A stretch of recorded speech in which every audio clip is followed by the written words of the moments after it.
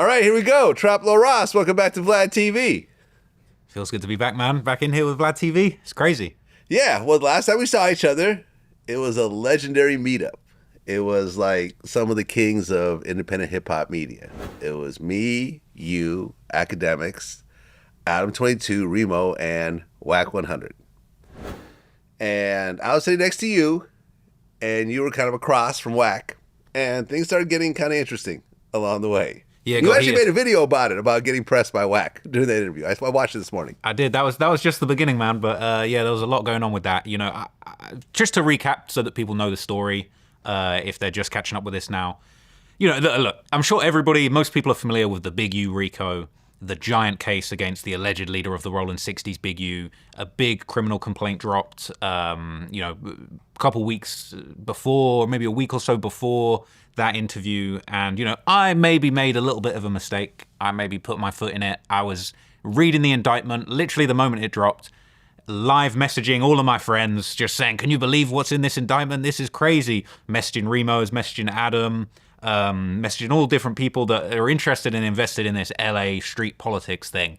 And I made a little bit of a mistake. I sent Adam just a screenshot of the section from the criminal complaint regarding Wack100 having a little encounter at the Novo with some Rolling 60s and Big U allegedly and some other people. And you know, Adam, I didn't realize this. Adam's a real firecracker out here in these streets. He went straight in to a No Jumper News live session where Wack100 was live on the phone. And this is probably minutes after the criminal complaint dropped. So Wack was unaware of the information contained within this. And Adam put a little bit of extra sauce on what I'd sent him. I just sent him a screenshot saying, how crazy is this? And he went in there and he said, Wack, what's this Trap Lil Ross said about you was begging for your life when Big U pulled up on you? And Wack obviously was a little bit shell-shocked. He was completely unaware of this paperwork. So the first he's hearing of it is Trap Lil Ross told me and begging for your life. So Adam kind of put me in the firing line without realizing it a little bit there. And so I knew immediately I was going to be in some trouble next time I ran into Wack. Right. Wack was a little aggressive during the interview. Yep. I watched it happen. You know, I was gonna, you know, I felt like if it started to get out of hand, I would have stepped in and tried to, you know, de-escalate things. But it seemed like it was still relatively civil. It was kind of funny because you mentioned that how you'd have security and I had security, so you wanted to like sublease my security at that moment. 100%. Your security was looking on point, man. Because sometimes I'll be having security, but then other times it's not really necessary. I'm with my peoples or I'm with people that, you know, I know pretty well. And, you know, that whole interview setup was a little bit last minute. We didn't really know it was going to happen. But your security I was wishing your security was my security at that point, for sure. So, and your security looked very, very on point, man. So I got to give a salute to your team. But, you know, we did kind of diffuse the situation. Academics walked in at the perfect moment to kind of defuse things a little bit for me. So I was very lucky. But, yeah, we had a bit of a tense back and forth. I think Wack wasn't really happy with the way that information was presented. I think it was really unlucky, just the way that it played out, where I'd sent Adam this info and then he'd kind of put it on Wack and put his own spin on it. And it was so unlucky for me for the very first that Wack was hearing that he was in this indictment was Trap Lil Ross said. Yeah. And his initial reaction was, no, that's AI. That's not true. So, you know what I'm saying? It definitely wasn't AI. But yeah, so that's where this whole thing started. But as you know, the escalation continued from there. All right. You made a video. Was it about the whole Big U situation? Yeah, I made a video about the whole Big U situation. And, you know, when this happened, I kind of was like, I think for me, like for what I do, you know, I investigate like really important hip hop, crime, gangster, street stories that like really impact the hip hop culture. And as soon as that dropped, you know, everybody in my team, everybody that I'm friends with, they just knew. They were like, this is one of the craziest stories we'd unseen in these hip hop gangster rap streets for a while. And this is something you got to deep dive into. So I really dug deep into it. I put together a just under 3-hour kind of breakdown of the whole situation from Big U's history in the streets, you know, his alleged role in a couple of murders that ultimately didn't end up, you know, he didn't end up getting prosecuted for, you know, attempted murder during a robbery of a police officer that he did end up doing, you know, getting sentenced to a couple of decades for, and then coming out and reforming himself as a community leader, but then allegedly, according to this criminal complaint, him still having involvement in, alleged extortion, alleged murders, embezzlement. That it was described as he described it, a real life modern day mafia story. So this was the exact kind of thing that I would cover. I dug deep into it, and Wack100 unfortunately is been tangled up in this situation for many years. He was very friendly with Big U for many years, and then the relationship soured. And I definitely wouldn't say that Wack is responsible for Big U going down, but Wack definitely was somebody that had a lot to say about Big U's downfall. He inserted himself in it, and then come to find out through the criminal complaint, things had gotten really real behind the scenes. So I covered the story, and I made a little bit of a silly comment in the video that I didn't think much of, but really upset Wack100, and we ended up having a very intense back and forth, which I can probably now go into a bit more detail on, but at the time... What was the comment that you made in that video? We'll start here. Let's start here. The comment I made in the video, and I was just trying to be funny and have a, okay, so there's a part of the video where we're talking about what happened with that situation where Adam said Wack was begging for his life. I never said that. But there was an encounter at the Novo where the Game was playing a concert, and I basically did a breakdown of what happened. It's in the indictment where Wack allegedly, according to Big U on a wiretapped conversation, has his blower on him, a gun, and is basically facing off with like 15 to 20 Rollin 60s members who are chasing Wack into the parking lot. And, allegedly he's saying, I got my kids in the car, I got my wife and kids in the car, I got my gun on me, don't do this. Draws, which is Big U's nickname. I basically dug really deep into this. I found the footage of the actual concert in the Novo where you can see Wack kind of getting attacked off stage. You can see Wack come onto the stage with Kanye and kind of hide in the corner of the stage. He sort of ducks behind a speaker, and then he takes Kanye and kind of walks through the front of the crowd, and then you see all these Crips kind of come around the speaker looking for him, and he's gone. He's nowhere to be seen, and then he gets caught in the parking lot. And I even unearthed footage of this actual confrontation taking place, which is in the video where Wack is at his car. You can't see a blower, but you can definitely see him, and it's Rollin 60s members actually filming this confrontation happening in the video. So that happened back in, I believe it was 2022. When it happened, it was big news. It's funny because a lot of people forgot about that, and it's almost like I brought it back up in my documentary and people were acting like, oh my God, this is like this new thing we're just finding out about. But then when I went back and looked into it, I found that actually at the time when Wack had been pressed and it had been filmed and there were 60s in the parking lot, even after the altercation, claiming it, saying, yeah, we just ran Wack out of here. The Rollin 60s were on stage with Corrupt, Crip walking on the stage with Game, and Wack had been run out of the venue, according to them.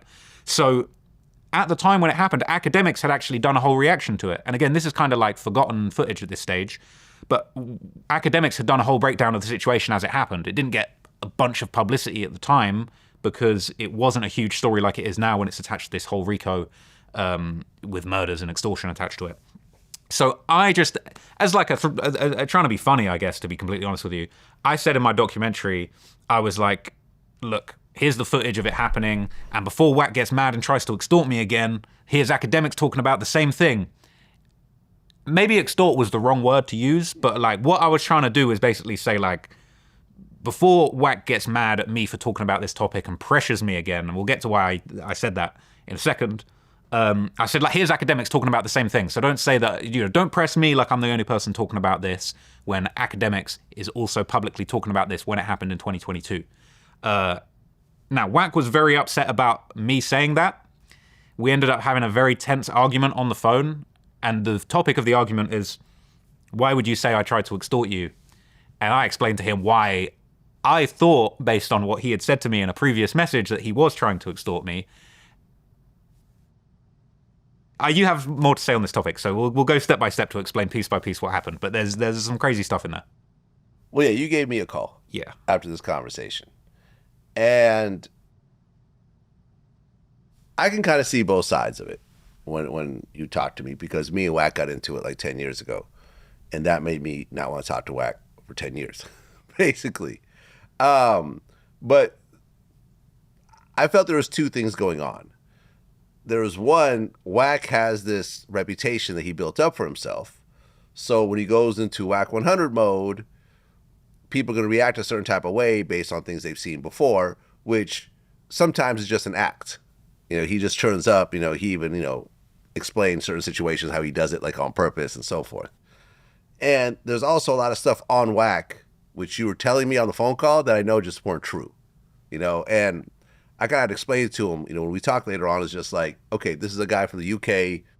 He's not really around everyone the way the rest of us are, like living in LA and being around the people and really knowing what really happened versus sort of what's on the internet. Because if you look on Reddit, there's all types of insane conspiracy theories about people. There's insane conspiracy theories about me. What I'm saying? Yeah. Allegedly, my mom is tied to the KGB and all this other type of weird stuff, which just isn't true. So you and I talked, and I'm like, okay, do you want me to give him a call? Well, let me see what I could do. And you're like, sure, go ahead and give him a call.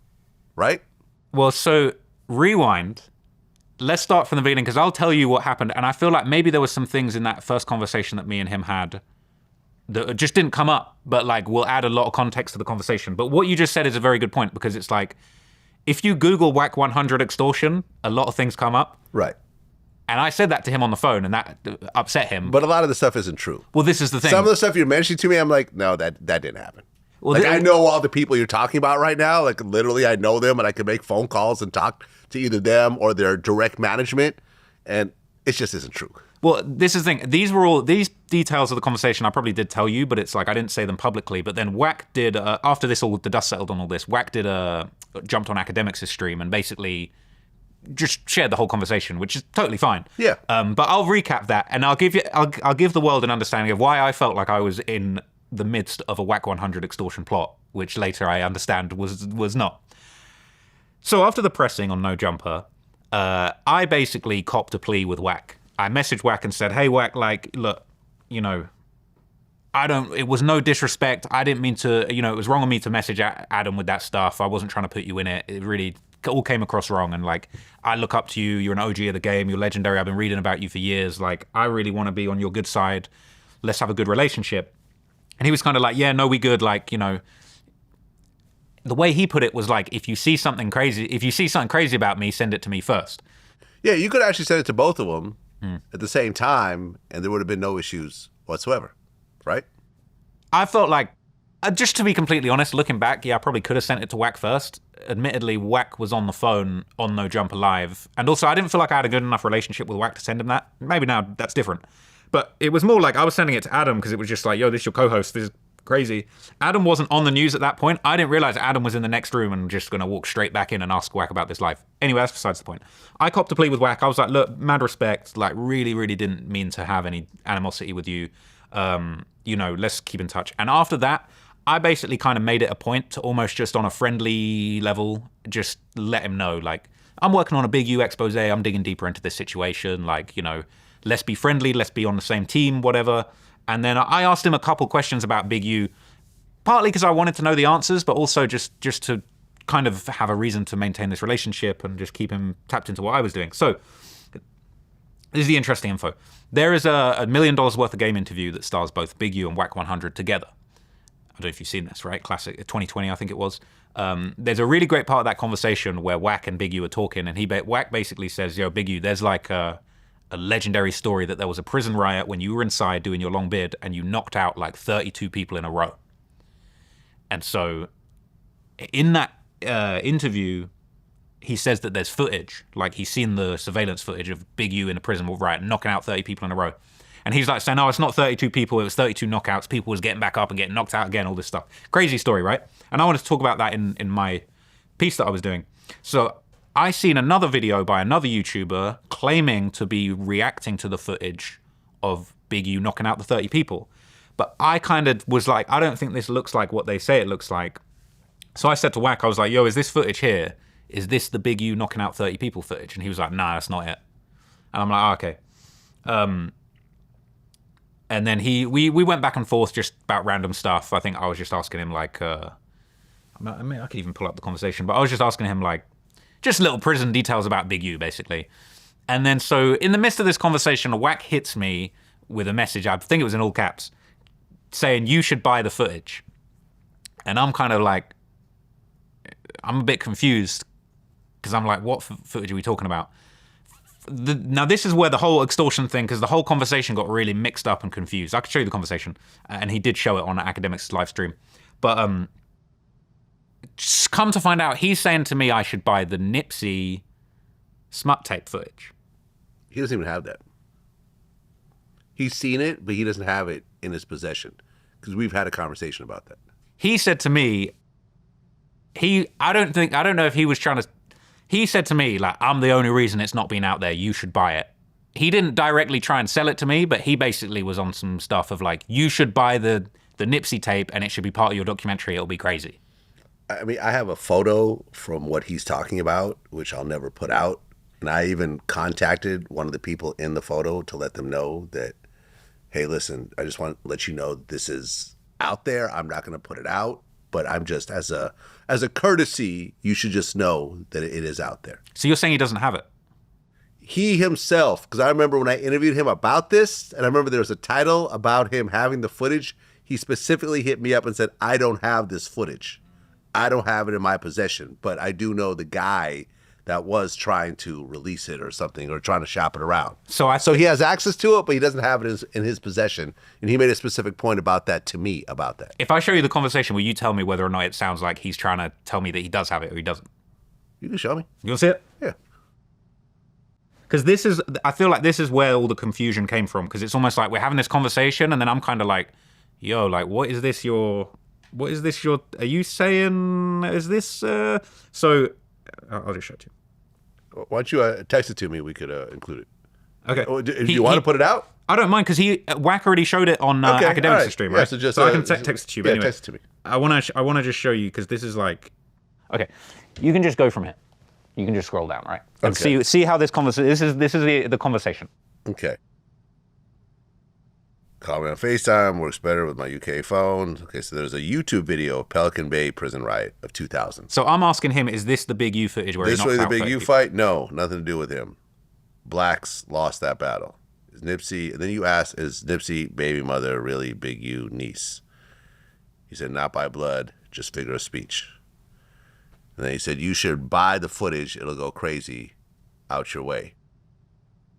So he's talking about the prison riot footage. See, this is the thing. So I'm confused now. I'm like, are we talking about the prison riot footage or are we talking about the S tape? Okay, but isn't this video, this YouTube video, the footage of the prison riot? Yes. So why would you buy it if it's already out? Well, no, because that's not actually the right one. So there's some other YouTuber that thinks that's the Big U fight, but it turns out it's not. Okay.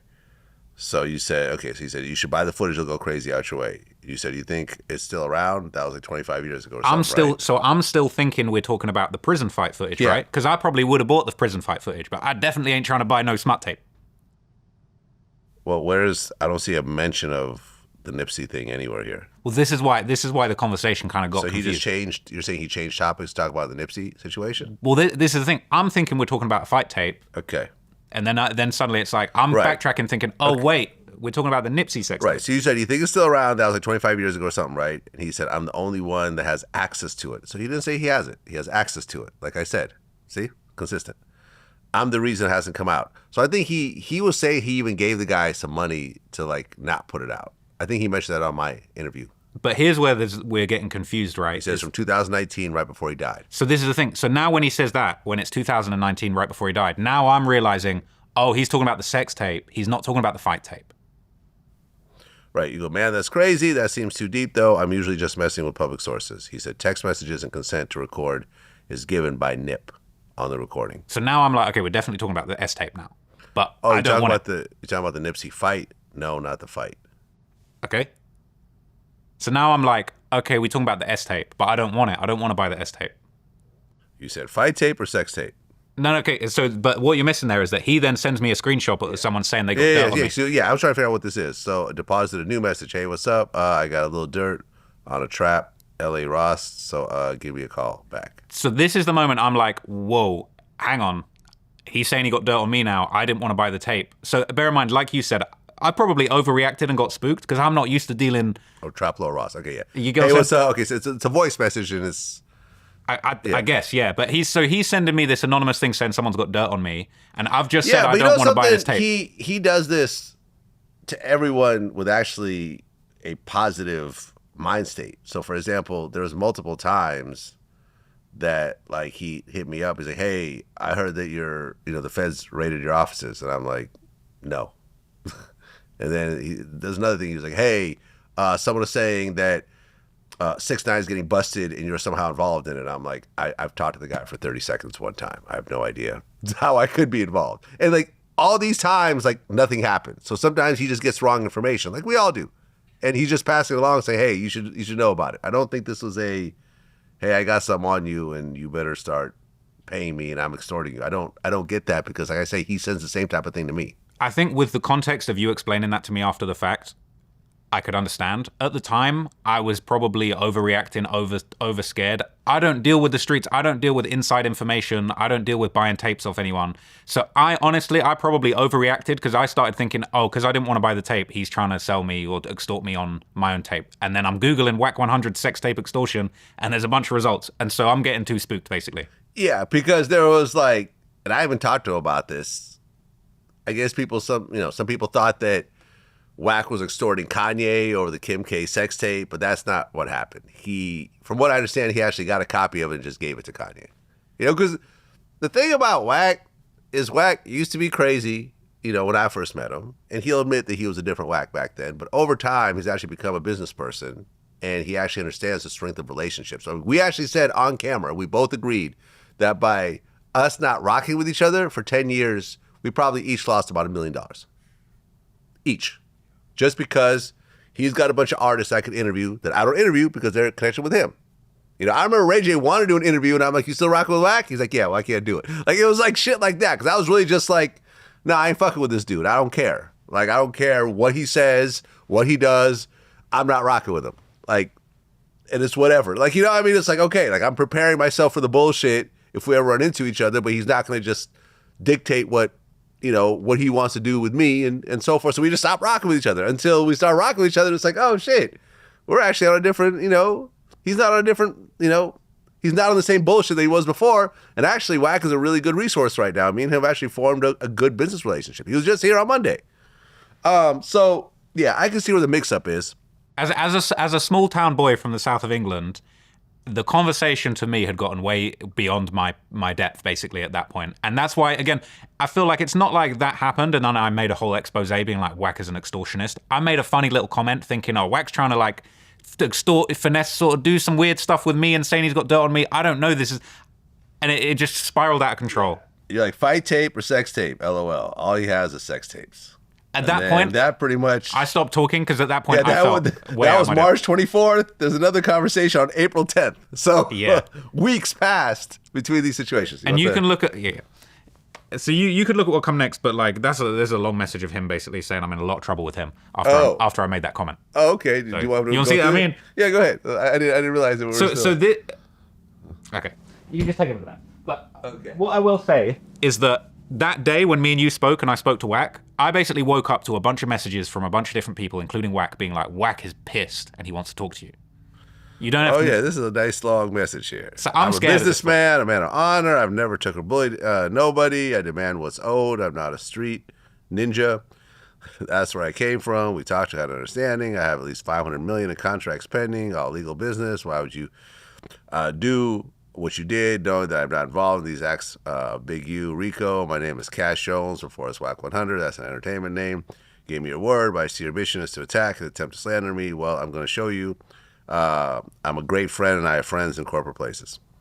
Yeah, so I'm very scared at this point. And then we had a phone call where like this is the thing, because I was scared and I was kind of in like a fight or flight mode, I wasn't trying to be tough with him, but I was trying to stand my ground just on some stuff of like, Wack, like I've looked you up and I've seen all this sex tape extortion stuff and I feel like you was trying to put some dirt on me and like this isn't right. You like, this isn't right. And then he's like, I'm going to sue you. You've slandered me. And then I'm basically trying to say, I felt like you was gearing up to put an extortion on me. And I ended the conversation at that point. And that's how I felt. And I made the comment.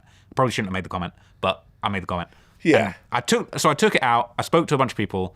Right. You talked to me. I spoke to you. Right. And you and did I was something. like, do you want to talk to Wack? And you're like, okay. So I was like, all right, let me go talk to Wack. So I called Wack. I've been curious to this day what you said to Wack, because when I spoke to Wack afterwards, we had a completely different conversation. Right. So I had a conversation with him, and I basically was like, look, I could sort of see where things went left because I've been in a similar situation with you, And everyone handles things differently. Like with me, my thing was like, now fuck this. I'm gonna, you know, get my security together, and I'm just not gonna, you know, I'm gonna prepare for whatever bullshit comes my way when it comes to you, and I'm just gonna not talk to you anymore and break off all forms of communication between you and everyone around you, and that's the way I'm gonna handle it. Not to say this is the best way to handle it, I'm just saying this is the way I'm gonna handle it. And I'm like, you know, with Trap La Ross, I'm like, I don't think he's gonna handle it the same way. Right? I did say to him, "I'll call the cops on you." Basically. Exactly. And he didn't like that. This I'm like, this dude's gonna end up getting police involved, and like nobody wants this, right? Like nobody wants it. He's like, yo, you know, this dude said that I extorted him, and that's some bullshit. I'm like, well, he was wrong for that. You know, I said he was wrong for that. But now we all have a way to handle this. We can either handle it the right way or the wrong way. And what I'm saying is that it's worth it for everyone to de-escalate the situation. Because I understand both sides of it. I've been on Trap La Ross's side with you and your reputation and the tough talk and stuff like that. You can get into a certain mode, and I can understand why things start to kind of go awry. So, you know, I'm like, it's to everyone's benefit to work this out, right? It's like, that's what I said. Like there wasn't any sort of like, yo, I'm telling you, my girl was here. She even told me that I didn't get mad, and you know, she liked the way I handled it. I'm like, yeah, but your reputation precedes you. You've created this image of yourself. You can't be shocked when people react to that image as opposed to who you really are. For me, it was almost a thing of like, look, I know Wack from the media. I know Wack from knocking out Stitches and managing the game and being part of Ray J's career and all these stories and him lunging across to punch Flacco in the No Jumper show, and you know what I mean? So I'm honestly like, I went between Google and the message he sent me saying he had dirt on me, I thought I was about to be extorted in that moment. And looking back, I was possibly an overreaction, possibly me being a little small town bitch boy that just is reading about Wack on Google and thinking, oh my God, I'm about to be part of some weird plot to like shake me down.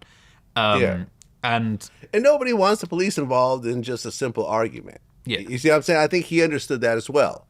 And I'm like, listen, this guy, if you keep this up, he's going to go to the police. Like, do you want that? You know, I don't want that. You know what I'm saying? Like, I don't want this to keep going like this. So I think, you know, and the conversation, it's not like he was like, yeah, Vlad, I agree with you. I'm going to go fix it. We just left it at that. Right. And my plan was to call you later on in the day and say, listen, we had a conversation. I think I managed to kind of take the temperature down a little bit. But then you called me. And what did you say? Well, you texted me, actually. Was that after? I think I spoke to you once, and then I spoke to you again after. You texted me afterwards. Yeah. So that's the thing is, like, when that was going on, bear in mind, I'd said to Wack at the end of this heated conversation, like, look, I'm going to call law enforcement. You need to just leave me alone. I just want to be left alone. I've removed the clip. I think where things got really tense was I basically said to him, I was like, I kind of stood my ground, but also was like, I've removed the clip. And then he's like, that ain't good enough. And that's when I felt like I'm getting double pressed. Like, well, that's not good enough now. What are you going to do? I think he'd said like, I'm going to take your channel or something crazy. I can't remember. But like, he called me again and I wasn't trying to answer it because I was just scared and I was Googling how to file a police report. And in the end, I was like, let me call him back. And I called him back, and he was just like, bro, I don't know how we got this escalated so much. And I was kind of like, I agree. Honestly, I'm not used to these sort of dealings. Like, I'm kind of stressed out about this whole situation. I'm feeling like overly defending myself. I feel like it just doesn't even need to have gotten to this point. Did he mention our conversation at all when he talked to you? Yeah, he did. Yeah, he said I spoke to Vlad. That was the first thing he said, and he was kind of like, you know, he said what he said a few times, which I thought was really interesting and like really thoughtful, was just kind of like, look, we were all sat down having this massive moment, this hip hop legends roundtable not so long ago. You know, for us to be beefing and having this big misunderstanding off the back of something so positive is just dumb. And I agreed, and I felt like for me to make a comment that put him down and made him feel uncomfortable, equally for him to say he's going to sue me, equally for me to say I'm going to call the cops on him, it was all just really dumb. And we that second conversation was a really good conversation, and it's almost like we wrapped that up and then it's just got onto positive terms. And then we spoke again like a week after, and just was like, he was just like, I'm checking in, I'm making sure we're good, like I don't want you to be scared of me. And I was kind of like, nah, it's cool, like I'm glad we can have like a positive dialogue and talk and be on good terms. But it was just like, it just got way out of hand. But what I will say, and I've been wanting to have a platform to say this, and this ain't me trying to say Wack does any kind of nefarious activity, but Wack has the content creators on the ropes for sure. He's got the content creators walking on eggshells. He's got everyone where he needs them to be. I feel like Wack is like the Suge Knight of YouTube right now. He's Death Row Digital. He is. I wouldn't be surprised you might catch Wack like dangling neon off a balcony somewhere and getting a deal. Because like Wack has just got all of the content creators under his thumb. But I'm not saying that he's necessarily got anything against them, but it's like, I feel like he knows how to insert himself in the situation. He knows how to apply pressure when it's required. He's got himself into all the rooms he needs to be. And I feel like when he needs to spread a narrative, if he's trying to push something that he's got going on, he's got all the chess pieces right where he needs him. So I got to tip my hat to Wack's power in this era and how he's kind of like created a really interesting kind of persona of the bully of the sort of modern day hip hop era. And you know what I mean? I feel like look, you got whatever Wack says goes, man. I'm team Wack now, so we good. Well, yeah, you sent me a text later that day. He said Wack just called and patched things up. Not sure what you said to him, but it really got through, and we totally squashed everything on a positive vibe. Really appreciate that. I said glad to help. Nah, and I did really appreciate that. And that was that. Yeah, nah, you know. Yeah, you the Godfather for real, man. Because I was thinking, I don't know what Wack said. I don't know. I don't know what Vlad said. But I think as well, it just takes somebody of your stature to kind of calm things down and make us realize how dumb it was. Well, because I didn't approach it with a, pointing the finger at anybody. I said, okay, everyone is at fault here to a certain degree, and let me just explain what everyone's role here and what the misunderstanding is and what everyone's point of view is coming into it. Because I understand both points of view. And I'm not involved in it. So it's not like, and I'm cool with both of y'all, so I don't have a reason to side with anybody as opposed to just get a peaceful resolution. You see what I'm saying? So yeah, glad it worked out. For sure. I think what is interesting though is like after that, I was kind of on a thing of just like, I'm just not going to say nothing about Wack. I'm going to leave Wack alone. I don't want to put my foot in it and step on Wack's toes by accident and cause any trouble. You know what I'm saying? I want to be good with Wack. And then the next like 1 or 2 videos later, I did this video recently called Celebrities That Got Brutally Extorted by Gangs, right? Because I basically wanted to do a video that sort of like just was a spin-off of the Big U video, maybe looked at a couple other cases and situations. And man, the Wack's name came up. Wack's name came up, but not in a way that you would think. So I'm watching other YouTube videos about celebrities that got extorted, and one of the people that came up, one of the people that was rumored to have been part of the Big U situation was Shaquille O'Neal. I don't know how much you know about this situation, but there was an old story about Shaquille O'Neal. He got into it with the Main Street Crips, and there was basically a situation where Shaquille O'Neal owed some money to some people. Allegedly, he didn't feel like he owed money. Wack was involved in it because Shaq had put money into Ray J's career. And then there was a rumor of a Shaq sex tape that was being used against him by this other guy, this gangster called Stutterbox from over there, who's not alive anymore from what I understand. Or maybe he's still alive, actually. That could be right. I might be thinking something. Anyway, there's another YouTube video about this that said Wack was part of this extortion plot. And so someone has told me this and said, oh, look at this video. But then I'm looking deeper and trying to look and find actual paperwork about this situation. I've not found it. And I'm thinking there's so many scenarios where people have put Wack into this scenario of you were involved in these extortion things. But it was like I was digging deeper. I couldn't find no paperwork. And I couldn't find no proof. And what I ended up finding, which was interesting, was there was a book written about this situation. I think it was called Murder Raps. And it was kind of a book that covered death row and kind of the different things that Suge Knight was involved in over the years after the whole Tupac thing went the way it went. And like, there's like a picture of Wack with some of these guys that were involved in that situation. I think some people took just because there was a picture of Wack with these guys that he was involved in this whole thing. But I couldn't find any proof other than like this random YouTuber that was claiming that Wack had something to do with it. And obviously I didn't put that in the video because I didn't feel like it was the right thing to do. But what I thought was interesting, it was just kind of this, like Wack gets dragged into these conversations so much. He's got this reputation. And there was a really interesting paragraph from that book that I read where it said apparently the cops thought that Wack was running drugs for Suge Knight and that they investigated him. And it was like, he was just an honest guy. He was an honest guy doing truck driving. But it was like, he was close to these street figures that were so serious. It was like, he's got to be involved. But this book, it basically said like, Cash Jones was just like a super honest guy trying to make a living. He had all these different magazines and labels and all these honest, genuine businesses that he was trying to get going off the back. But it was like all these street figures that he was close to kind of muddied his reputation and made people think, and they investigated him and they didn't find anything. But so it just made me realize like that thing of like, I had people that kind of helped me with my research being like, yo, I think Wack's involved in this. And I'm like, no, we got to look deeper than that. We got to actually really look deep into this and see whether or not we can actually get, is there paperwork? Is there any proof? There's definitely a bunch of YouTubers saying that he is, but it's like, we weren't really finding anything, so we didn't want to put it out there like that. But it's just like, you know, there's the Kim K tape, all of these things. And it's just like, the guy's had such an interesting career over all of these different eras, being close to all of these situations. Yeah, that it's he's got like, a photo with Elon Musk. I remember when I saw that, I was like lightweight jealous because me and him were cool at the time. I was like, this motherfucker is having photos with Elon Musk. I own like 5 Teslas at this point. I don't have any photos. I never even met him. Like, this guy's hanging out with him. You know, they're launching rockets. Like, wow, okay. I don't know if Elon Musk's got any dirt on him out there. You know what I'm saying? Maybe. I've heard some interesting stories about Elon Musk. Hey, I'm interested in hearing some of those stories. But anyway, no, but shout out to Wack. You know, I think that we put things in a really good place with our relationship. I'm really not trying to put any smut on his name. Anytime people are telling me like, oh, we've seen Wack's involved in this thing, I'm doing my due diligence and making sure that we're getting things straight. You know, there's just a lot of interesting stories, man. He's one of the most interesting characters in hip-hop. A lot of people have been saying to me, we need a Wack100 documentary. Way too scared to be doing that right now. Too scared? I'm a little too scared because I don't want to say the wrong thing or upset him, but a lot of people are saying to me, like, you should do a Wack, the full Wack expose. But I'm kind of like, so somebody sent me, and this is an interesting fact related on everything we said. Somebody sent me a message, an anonymous person saying, you need to do the Wack documentary. You need to cover all of these really fucked up things that he's been involved in. What did I do? Took a screenshot, sent to Wack. I said, Wack, these guys are saying this, that, and the other, and they want me to do a documentary on you. I'm sending this to you. He said, this is how the brotherhood works now. I understand how this works now. I'm sending this to you. This don't mean nothing. I ain't trying to hold nothing against you. I ain't really trying to do a documentary on you. But like, I'm locked in now on a positive level. So yeah, look, there's an advantage to having transparency with the people that you work with.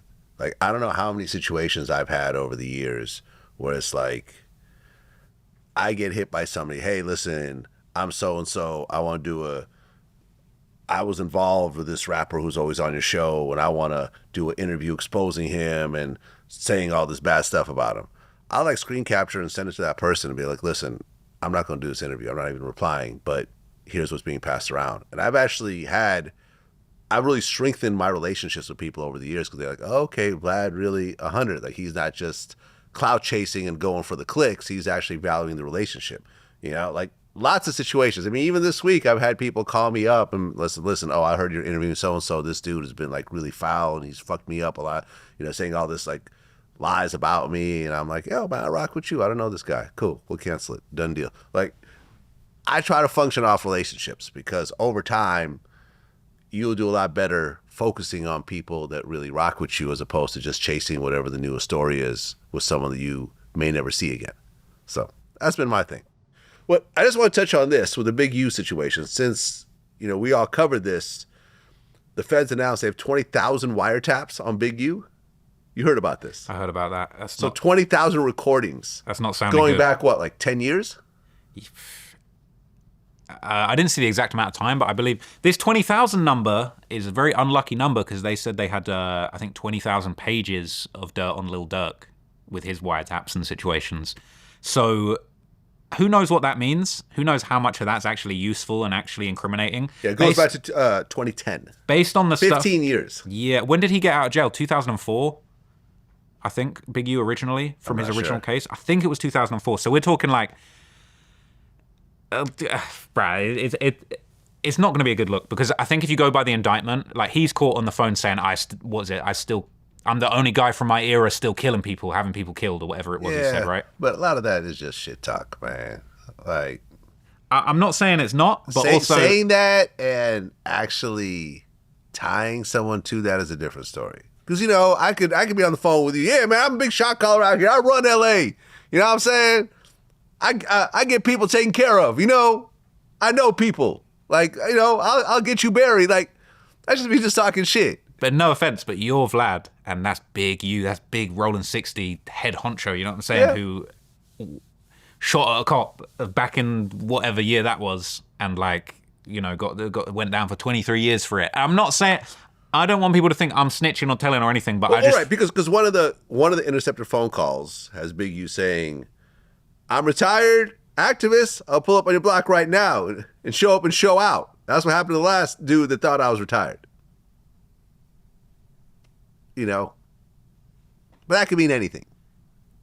I feel like it doesn't necessarily, it couldn't mean anything. I feel like it could mean a pretty limited number of activities that are not good if he pulls up on you.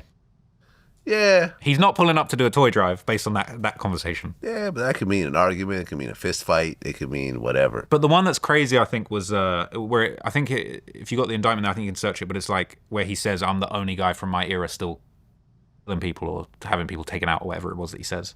That one's the most scary one. I mean, look, let's be real. Let me ask you: do you believe that there's anything to these rumors that Big U had something to do with what happened to Nipsey? No. Not at all. Not at all.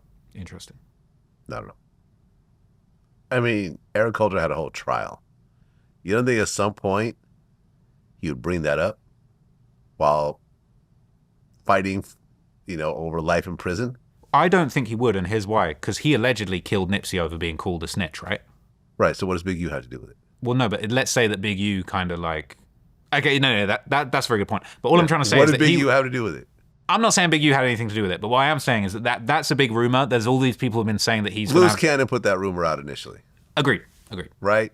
But it's... Okay, so I remember I called Big U that day and I said, I'm very sorry you're going through this. Because me and him have always had a friendly relationship since our interview. I just said, I'm sorry you're going through this. This is such bullshit. He goes, yeah. And he put me on the phone. I forgot. He three-wayed me with someone else who basically I think was... I forgot what it was. I mean, I'm sure the feds probably recorded it, you know, like not that I care, you know, because it was just a very, you know, plain, straightforward conversation. But how could he have had something to do with the murder of Nipsey? Seriously. There's the theories. I'm not even What's the theory? Like, go ahead. Go ahead and send me your best theory how he has something to do with this lunatic who killed Nipsey for calling him a snitch. Well, the theory is two parts, right? The Eric Holder's a certified Rolling 60s member, right? So he's under the leadership of Big U, allegedly.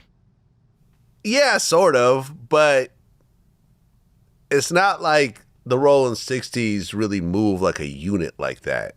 Have you ever seen like 100 Rolling 60s show up with Big U being the head of that? I've never seen that. He claimed a couple times in those wiretapped conversations that he could make that happen, but yeah, it's a good point. What have you seen it? I think the Rolling 60s is a fragmented organization with their own little crews and cliques, and they all like operate the way they operate. I think they all respect Big U, but I don't think Big U could push a button and suddenly have everyone that's Rolling 60s suddenly show up with one, you know, with one clear topic in terms of what they're addressing. That's what he was telling the club promoters. He said, I'll have 1,000 6-0s here to tear your club up if you don't pay me whatever. So he's trying to do business in a roundabout type of way. I get that, but okay, so how exactly did Eric Holder, okay, you know, I'll tell you that this is the theory. How is he tied to Big U? So the theory is based on this murder. The theory is based on like two things. When it happened, it's claimed that he basically went there and scoped it out, went away, and then came back. This thing of him being called a snitch, that's been up for debate. Okay, so let's just look at the situation. You show up, you get insulted by someone. Not everyone just reacts right away. Most people are like, damn, let me process this a little bit. You go back to the car and you're thinking about it, you're getting more and more mad about it. Doesn't this seem kind of like a natural occurrence? I know the way I operate, and I've been in, you know, not in these types of situations, but in situations where I've gotten insulted by people and I'm feeling some type of way and it's like it's bothering me and, you know, I don't want to let it go. And I'm sitting there kind of stewing in my anger, trying to figure out how I'm going to handle it. Like, this is normal, especially for men. So I agree with that. Was there a phone call from Big U to Eric Holder at that point? Because I know they went through everyone's cell phones. If there was, we would have known about that. We would have known about it. Now, if there was a phone call and then suddenly he went to go kill Nipsey, then I got it. Okay, there's a clear connection. You know damn well they went through that cell phone with a fine-tooth comb, especially on that day, and probably the days leading up to it. Was there any level of communication between Big U and Eric Holder? There's not been anything electronically. Seen. Not anything been seen. So I totally agree Nothing has ever even been said in a court of law with anyone. Even Eric Holder hasn't said anything. Right? That's a great get out of jail free card. I mean, it won't get you completely out of jail, but to say, hey, listen, Big U put me up to it. Suddenly, that triggers, oh shit, we got a federal investigation, because they're talking about this investigation goes back to 2010, which means that if Eric mentioned Big U's name at all, the feds would be alerted, and suddenly this gets tied into a major investigation where they really have the shooter cooperating on a murder for hire or whatever the hell else you want to call it, or a murder for, an order to do a killing. Like, the feds would be all over that. They would be all over. They'd offer him a deal. Yeah, I agree. I think the thing we'll give you 10 years. We'll tell the judge to only give you 10 years. The things that I think people really hold on to with that is it's like this idea that he went in, scoped it out, came back with a red shirt on, and like was trying to frame the Bloods for doing it or something. That was one of the theories. Did he change the shirt? That's the thing? Well, they put a red shirt on specifically. Okay. And then what does that have to do with Big U, once again? Well, no, that's the thing. It's reaching, absolutely but nothing. It's like, this is the thing. I explore these theories, but it's anything like, that makes any goddamn sense. This doesn't even make sense, but it's like there's an interview with Black Sam where he's saying he felt like somebody was sent, this person was sent, and that there's more to it. But like again, that's not anything. I get it. You lost your brother, and it's a catastrophe. So you're looking for reasons because you don't want to accept that this is just a fucked up situation that happens with these types of individuals when you put them around each other. Like, I'll be damned if I'm like, I don't know, at a video shoot somewhere and there's like a bunch of gang members hanging around and I'm like, hey man, I heard about some snitch allegations about you. You know what I'm saying? I'd get that taken care of. And I say that in front of a bunch of other people. Like, imagine if Vlad said that to somebody and everyone heard it and they're all looking at this guy like, yo, you're a snitch? Like, yo, we didn't know that. And now this person is feeling like, because like, for example, in prisons, you call someone a snitch, and especially if it's not true, that's a green light on you. Like, everyone will accept that, hey, he called him a snitch and he got killed. He got stabbed the next day. That's just what happens. This is very established in the prison system. In the street, people think, oh no, this is so bad. But, like, you're talking about a whole bunch of people that have, prison time associated. Eric Holder, I think, went to prison for a while, right? Yeah. Plus, the guy's got brain damage. I don't know if you heard the Brick Baby interview I did. Like, he got beat up really badly by another Rolling 60 member, and he had to actually have, like, a brain operation.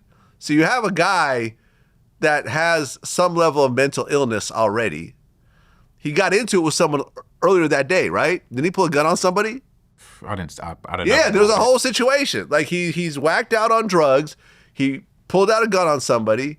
He's got a girl with him. I think she wanted to take a picture with Nipsey. I'm sure that's getting on his fucking nerves. And then he shows up to someone he knows, and the dude calls him a snitch in front of a whole bunch of other people. And then you have a chain of events that's absolutely terrible, but you can't be completely surprised. And this guy, okay, I'll even take you one further. Brick Baby told me about a situation where essentially, like, they got ambushed and, like, Eric Holder shot their way out of that situation. So you got a guy that's willing to pull the trigger in public places. Like, everything lines up to be what it is.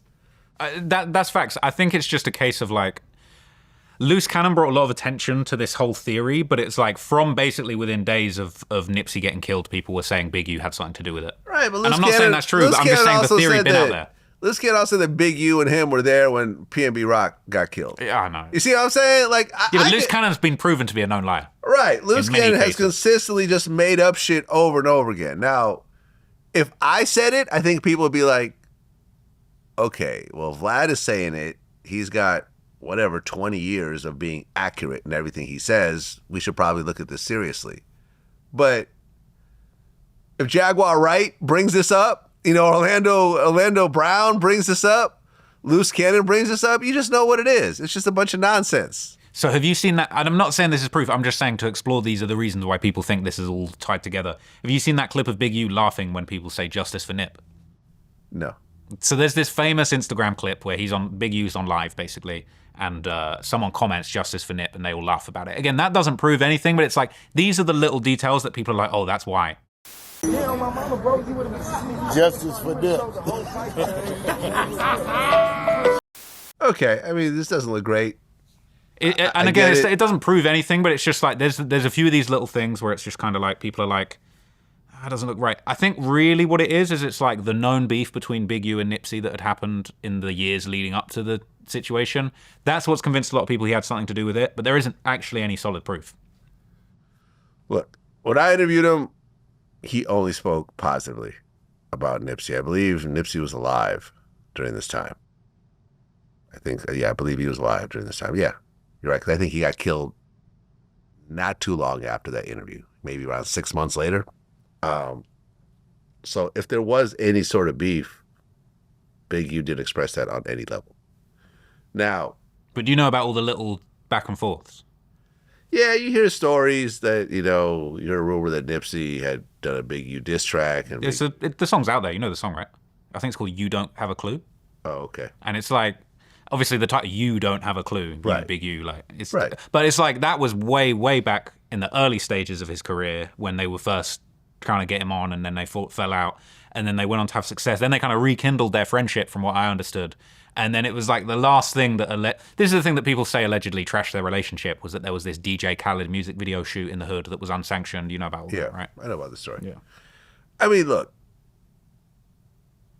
if you're not getting along with someone and they die, yeah, I mean, you could go through rest in peace, that was my homie. Or you could be like, hey, listen, we didn't get along at the time that he passed, and I'm not that sad to see him go. I understand that everyone else is, and I'm not going to just come out and be like, fuck this dude, I'm going to smoke on a Nipsey pack or whatever else. Like, I'm not going to do all that, but it's like, all right, well, he passed, but, I didn't really fuck with dude at that time.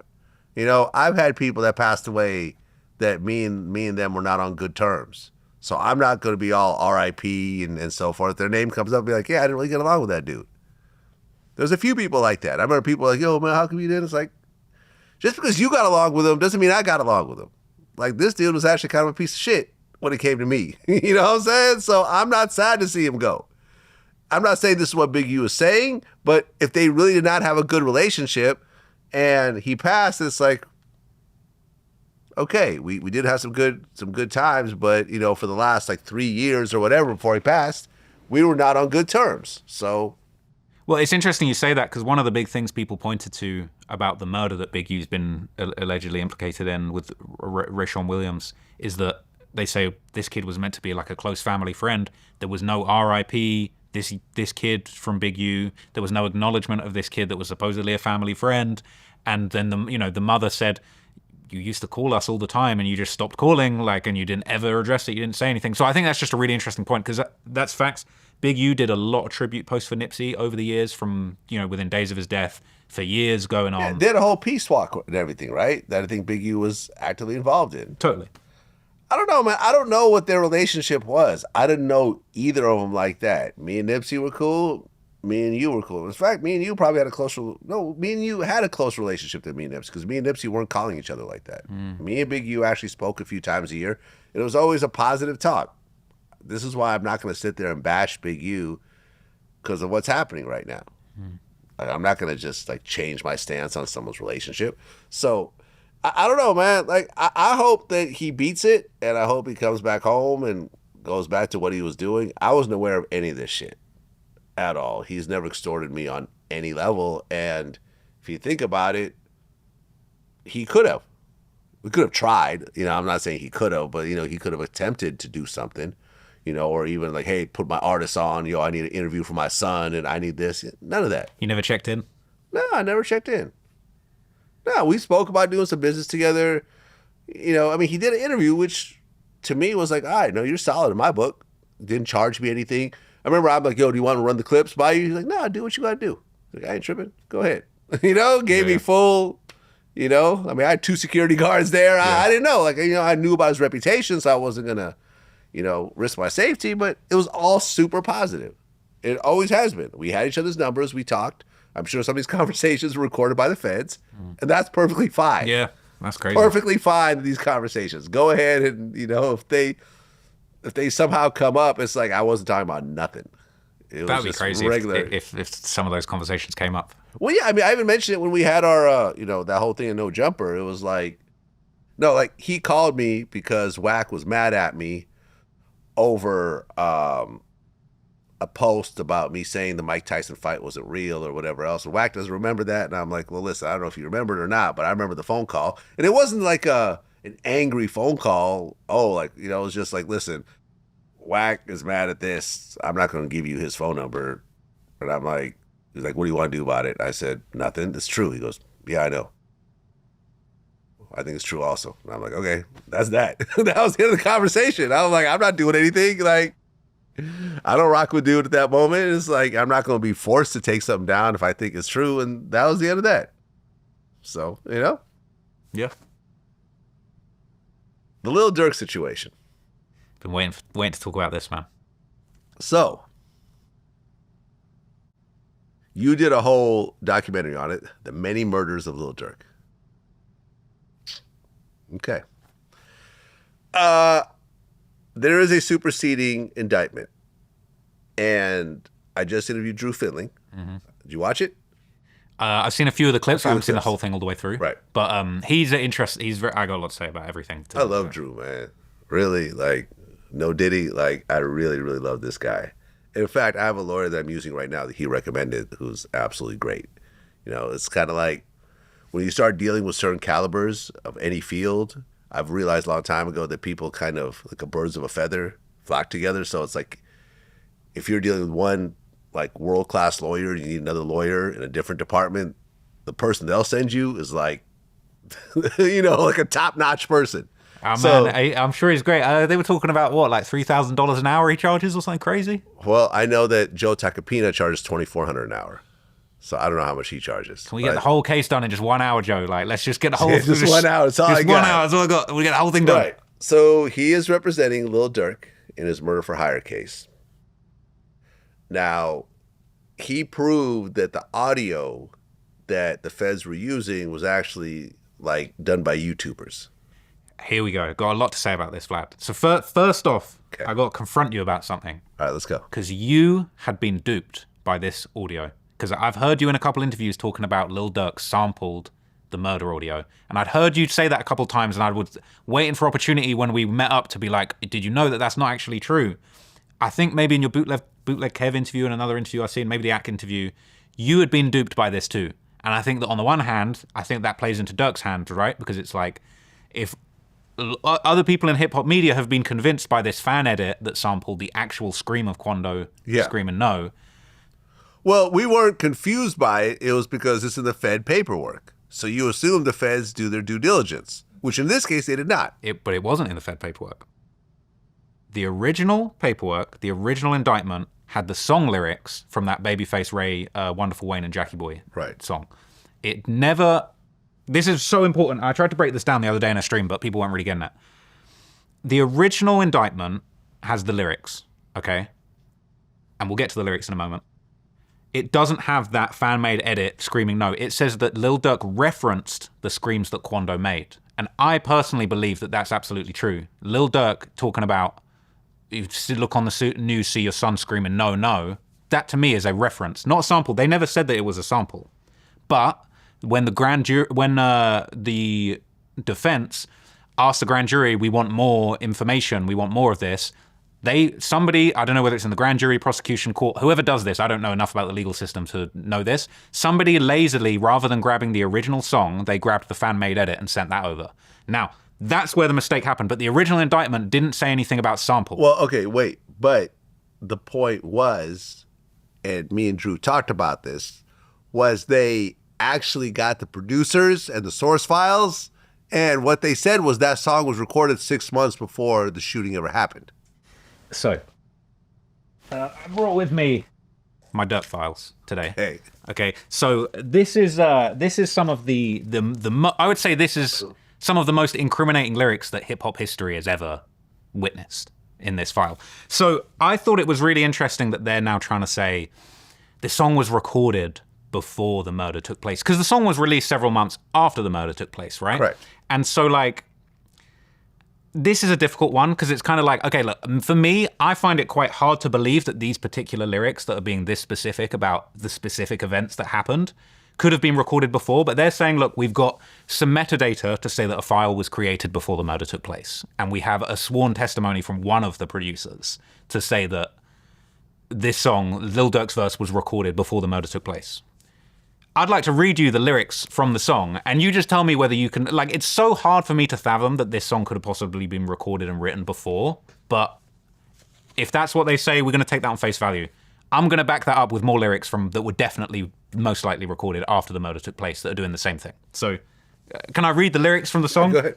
So, okay, let me just get through my Lil Durk files. So, the song, Wonderful Wayne and Jackie Boy, which was released on December the 2nd, 2022. Okay, we got Wonderful Wayne and Jackie Boy right here. All right. I could read the whole verse or I could just read the most spicy stuff. But what I thought was really interesting was that the Feds, they only included a couple of lyrics at the end. And I personally feel like there's even more lyrics that they could have included that are even, like, look even worse for Durk. But look, the verse starts, right? Lil Durk says, F the state, tell him suck my D with your little telling ass. All right. It's a very brazen verse from Durk, okay? He says a bunch of, I'll skip over a couple of things that aren't relevant, because I don't beef with N-words on the net, that stuff fed years. One op that I hate from over there just got his head pierced. Now, some people have said that that's a reference to the injuries that Lil Pab had, but, you know, we could say that could be anyone, any op from over there. That's very general. So now we're gonna get to the part that was like, that leads up to the part that was in the original court documents that they said referenced the news footage of Quando screaming over the body. So it says, I think about my brothers that I lost, I'm in my feelings. It's effed up that I'd rather get revenge instead of millions. Durkio call me Smirkio, then it's personal. An N-word asked me who I killed before, like who you working for. Say my name for clout, but in them streets, their ass gon' hurt you though. And then this is the part. Told me they got an addy. Not told each other they got an addy. Told me they got an addy, an address. Get location, go. Green light, go, go, go. Look on the news and see your son screaming no, no, and all them N-words hanging with him if you know, you know. I find, look, this is my personal opinion, I don't want to get sued. I find it so hard to believe that these lyrics told me they got an addy, go. Green light, got location, go, go, go. Look on the news and see your son, you screaming no, no. Quando was on the news screaming no, no. That I just find that. But see your son? See your son, but you could be talking about your friend. People say your son, that's my son, whatever. But okay. No. I don't hear anyone say, yo, that's my son, if that's your friend. See your son. I think he's talking about someone getting killed, someone's father getting killed in front of him, and the son is screaming. So I'm saying it doesn't add up. No one, that's my son, no. That's your little homie, maybe, but no. Like, that's not, I've never heard that phrase. So are we saying never, ever. So we saying that's a coincidence? It's I'm just saying a straight that coincidence. last piece doesn't match up. And the whole thing is like, got location. Told me they got an addy. Got location. Go. Green light, go. Told me they got an addy. it's after the fact. You could create. The song came out after the murder. I understand, but was it recorded before the murder? Based If they on- have access to the files and they show the timestamp of the files, and you could go through and actually figure this out. Like, seriously, anyone with the feds with basic, digital expertise could look through and say when these things were recorded. Do you not feel like it's possible that someone could punch in and change lyrics later? Like, the song came out after. I mean, You would see that in the file. You would see that in the file. So, okay, so is what you're telling me then, you don't believe that this is enough. So if you could prove that this was recorded after the murder, would it convince you? It still wouldn't convince you. Well, it didn't convince the feds because they took out all references to music I feel in like the superseding indictment. But I feel like the feds did that because they're like, look, we're going to argue about lyrics, like, whatever, we'll take this out, we still got you. I think if the lyrics were really there and it was really recorded after the fact, I think they would have kept it. See, I feel like there's so many more examples of Durk basically openly talking about these things. So the thing that here is that's most important is the no, right? It's saying that we're basically saying Durk wouldn't have said no. He wouldn't have actually made fun of Quando screaming no, right? And if we could prove that he did that after the fact. If this really happened and Durk made a song about it, he's the stupidest person in the world, if that's actually what happened. But if you look at Durk's history, he's actually been pretty good at evading the law. Like, you know, me and Academics talked about this in our last interview. Like, the police and the feds have been wanting him for years to try to tie him into all types of stuff, and every single time they have nothing on him. He's not the kind to really just sit there. You know, even when you look at it, you know, in terms of the feds, you know, when he said, don't put anything on my, you know, don't put anything in my name, that could mean a lot of stuff. I understand that they're saying that, but you have a master with Drew Finley. Like, he's going to exploit that completely. And here's what's interesting. I mentioned this in my interview with Academics. In the superseding indictment, paragraph 9 has been taken out. You know about this? Yeah, I did see about this, yeah. Here's paragraph 9. At the direction of defendant Banks, defendant Wilson, I believe that's Didi, right, would pay the bounty or monetary reward and or cause payment to be made for the killing of SR, that's Lil Pop, yep, on behalf of co-conspirators known and unknown to the conspirators hired to kill TB, Quando Rondo. Essentially, they took out the paragraph of the payment for the murder. Now, you don't necessarily have to pay someone for a murder to be convicted of a murder for hire, right? You could say, hey, listen, Traplo Ross, I'm going to give you $50,000 if you go kill Elon Musk, right? I hate that guy. 50K, that's all. 50K, that's all I got. For Elon, that's crazy. That's all I got. I got 50K for the murder of Elon Musk. Soon here's, you know, I'm going to pay you the whole amount as soon as it's done. Go do it. And then you go and do it, and you go to collect, and I don't pay you, I could still be on the hook for murder for hire, right? If there's witnesses and you testify against me, and maybe there's recording or some other witnesses, other people were around when I said it. So there's that, but it makes it a whole lot harder to convict somebody if there's no payment for any of this stuff. So, okay, I need to go all the way back to the start because I've got a lot of things I'm going to throw at you here. All right, let's go. They removed the reference to the payment, right? That's what you're saying. That paragraph is gone. But I feel like I was the only one that caught that. And very few people caught that. Yeah. He's still charged with murder for hire. Correct. And he's been given an additional charge, which is stalking resulting in death. Right. Which I felt it was somewhat of a weak charge because... Well, it depends what they got on him, right? Well, but the stalking was already implied in the original indictment. Like, it was implied that they chased the guy, you know, they chased the car for like a couple of hours until they finally decided to do the shooting. So it's already in there. It's not like you're breaking any new news here. Well, we don't know exactly what they're basing that on.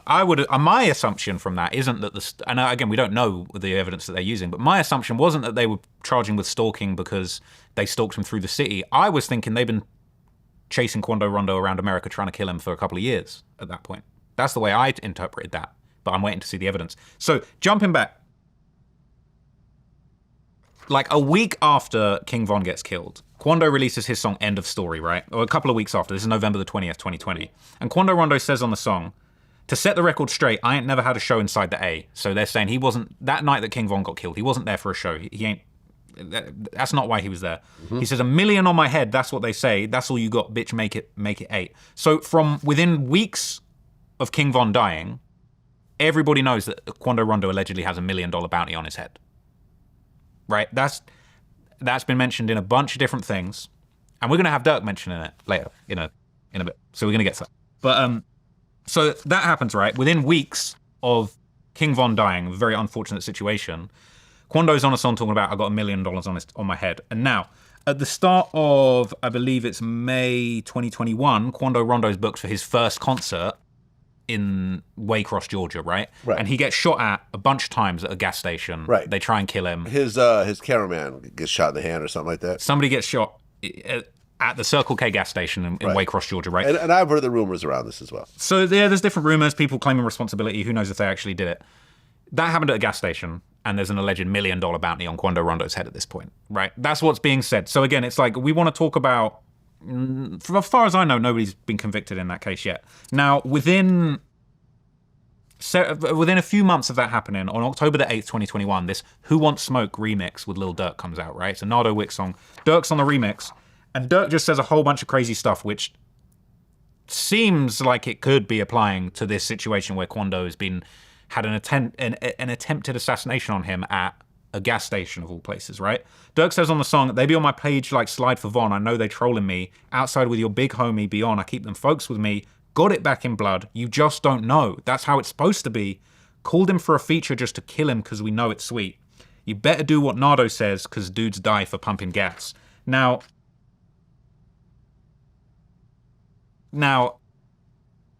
look, we don't know exactly what he's talking about, and as you see in my Many Murders of Lil Durk video, there was also a couple of guys that allegedly had something to do with the murder of his brother D-Thang that also got killed at a gas station. Right. People have said, is he talking about those guys that got killed at a gas station? Is he talking about Quando nearly losing his life at a gas station back then, before the Lil Pab situation?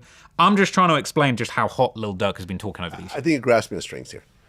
Okay. We're going to see. I think, Let's keep going, though. Let's keep going. Look, this is coming from someone that Lil Durk has said fuck Vlad on multiple albums. Okay? Now, from what I understand, we're cool now. No, but I feel like it's just like, if you want to throw out all the lyrics, I feel like it's just like, you really got to dig deep, because I think the state has put pretty crappy lyrics forward, to be honest with you. Right. All I'm saying is these are very general lyrics and can be applied to a lot of different things. And on top of it, how many times have you heard, I remember back in the day, right? This is the reason why I think Jim Jones still doesn't like me.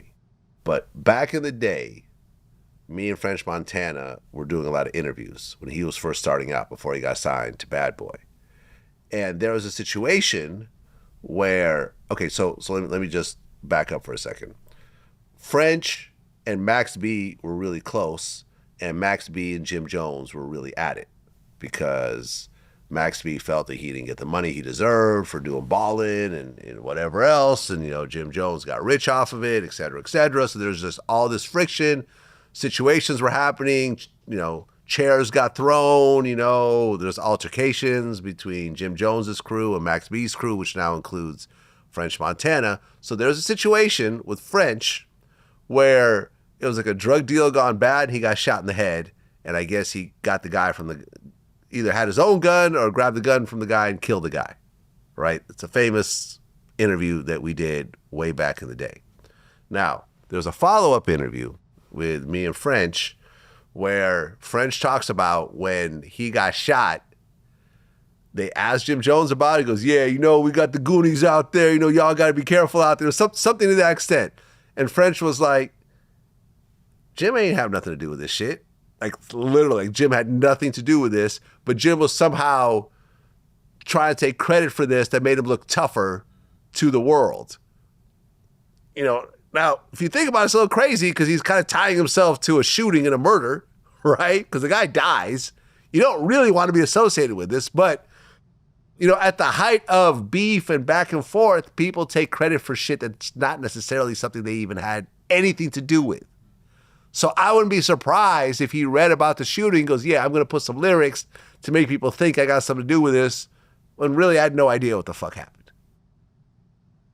Here's the thing, though. Lil Durk's being charged with this murder for hire, and I feel like there's so much more. I'm just building up a picture. I'm just getting started. You can build up all you want, but at the end of the day, without actual real events, so it's all like Reddit talk. You see what I'm saying? These are Lil Durk's own statements. Okay. Well, no, there is lyrics. There is lyrics. These aren't statements. These are a statements. Lyric He is not a them. statement. No. It's art. It's art. No. I'm not. Nah. Listen. This is coming from someone who said, in New York, I dress like Fab. I don't fuck with Vlad. He's putting up the middle finger. Like, listen, I have not been Durk's biggest fan for a while. So I'm not sitting here defending him just to do it. But I'm saying you can't just take a whole bunch of, he's a gangster rapper. Like, literally. He's telling on himself, in my opinion. Okay, that's your opinion. I don't think that the jury's going to go for it. And I feel like a lot of times when people try this approach, like Boosie was charged with multiple murders, they spent like 2 days going through his lyrics. Nothing. But I feel like Lil It's a Durk's big nothing burger. I feel like Lil Durk's, gets off. Lil Durk's examples here are some of the most brazen that I feel like we've ever seen in hip hop history. I'm not done, but what I want to circle back to, which I think is important, is that they didn't completely remove the lyrics. When they went to that next level of trying to deny his bond, they brought in lyrics from before the murder happened. So they said, okay, if you want to say that these lyrics from the Babyface Ray song were recorded before the murder happened, even though they came out afterwards and they sound very, very, very similar to what happened, they threw in the lyric from the song with Gucci Mane, Rumors. Were you familiar with this one? Mm-hmm. And so what they said from that one, which was essentially the lyric where he said, he basically said, I don't want the N-word who you catch, I want the one I paid for. Now, to me, I think that's interesting, right? Because that's you before the murder saying, I pay for murders. But you could say that's about the shooting, but it happened before. So You're saying you set your intent. You're saying, I want people hit that I pay for. I mean, look, no matter how you slice it, Lil Durk got to where he is not because he was writing songs like All My Life. It was because he was writing songs about his ops and he was dancing around real situations and so forth. But at the end of the day, he's a gangster rapper, right? Would you say Durk is a gangster rapper? He wasn't till Von came around. He was singing, hanging out with Dej Life. Like, here's the thing I want. I don't know what you about said that. earlier, I disagreed with. When you said, Fed's been trying to get Durk for ages. I disagree. Lil Durk had a couple little gun cases here and there. It was only when the King Von situation. It was only when Von came around. Von got him jammed up in an attempted murder. Then we'd start looking at FBG Ducks getting murdered, and all of these people are kind of involved. Durk's brother's been involved, all of these things. And then Von gets killed, and then Durk's brother D-Thang gets killed, and then we really start to see this allegedly demonic Durk where a lot of people are getting killed. Well, no, I mean, there was the other OTF people that got killed before. I remember I interviewed him. Like, his cousin got killed. Newski and Chino. There's a bunch. You know, There's a they say bunch of Durk's them. had like 30 people. But that's what I'm saying. Like, he's been a gangster rap. He's been talking about this shit. He's been around this shit. He's literally taking losses along the way. I think it's Von that charged him up to start putting money on people, to be honest. Wait, say it again? I think it's Von that charged Durk up to start putting money on people, because Von was alive when they got Duck out the way. Yeah, I mean, look, there's that one lyric I think you actually pointed out on G Herbo's In the Air. Lil Durk said, farewell, I'm getting out the rack. I'm a survivor, yeah, I turned a serial killer to a rapper. Mm-hmm. So people say that's about King Von. Yeah, that's him claiming it for sure. But this is how he got on, man. Like when you look at these situations like Fulio and so forth, like the songs that are dissing your ops and, you know, talking about a bunch of shit that may or may not be true, that's the songs that go super viral and get millions of streams. These love songs, a lot of times they don't go anywhere. But Durk was ice cold when he was doing those love songs. It took Von coming back and showing Durk how to get the motions. Durk barely had any Billboard charting songs until Von came along and Durk seen the cheat code. No, but Durk was, I mean, he had been one of the main figures out of Chicago for like a good decade. He had, but it's like, I feel like Durk's always been this legendary figure in Chicago, but I feel like people really underestimate the motion and the creative energy that Von brought around Durk, because Durk was really like going through it with his career at that time, right? Before he brought Von back and he brought Von on, Durk's career was really not going through a great patch. And I feel like Von came through with this killer energy, blew up massively, and I think Durk realized like, yo, I need to be more street. We need no auto Durk. We need these more aggressive songs. Trying to sing love songs for the streets and gangsta pain music for the girls type thing weren't really working for him. It's working for Youngboy and Quando. It wasn't really working for Durk like that. And I feel like he's seen what happened with Von and he turned the gangster up a notch. And then when Von died, I think Durk not only turned up the gangster a notch in the music, but also in the actual things that he was allegedly part of in the streets. But there's just so many more lyrics that I feel. So look, I know you want to disregard the lyrics. Drew Finland's got in your ear. You don't want to talk about lyrics. No, it's not a gun in my ear. It's just that I've seen this play out time and time again and it never goes anywhere. I just think the lyrics are supplementary. It never goes anywhere. It's too easy. When you have a real lawyer, yeah, if you have a public defendant, you're probably screwed.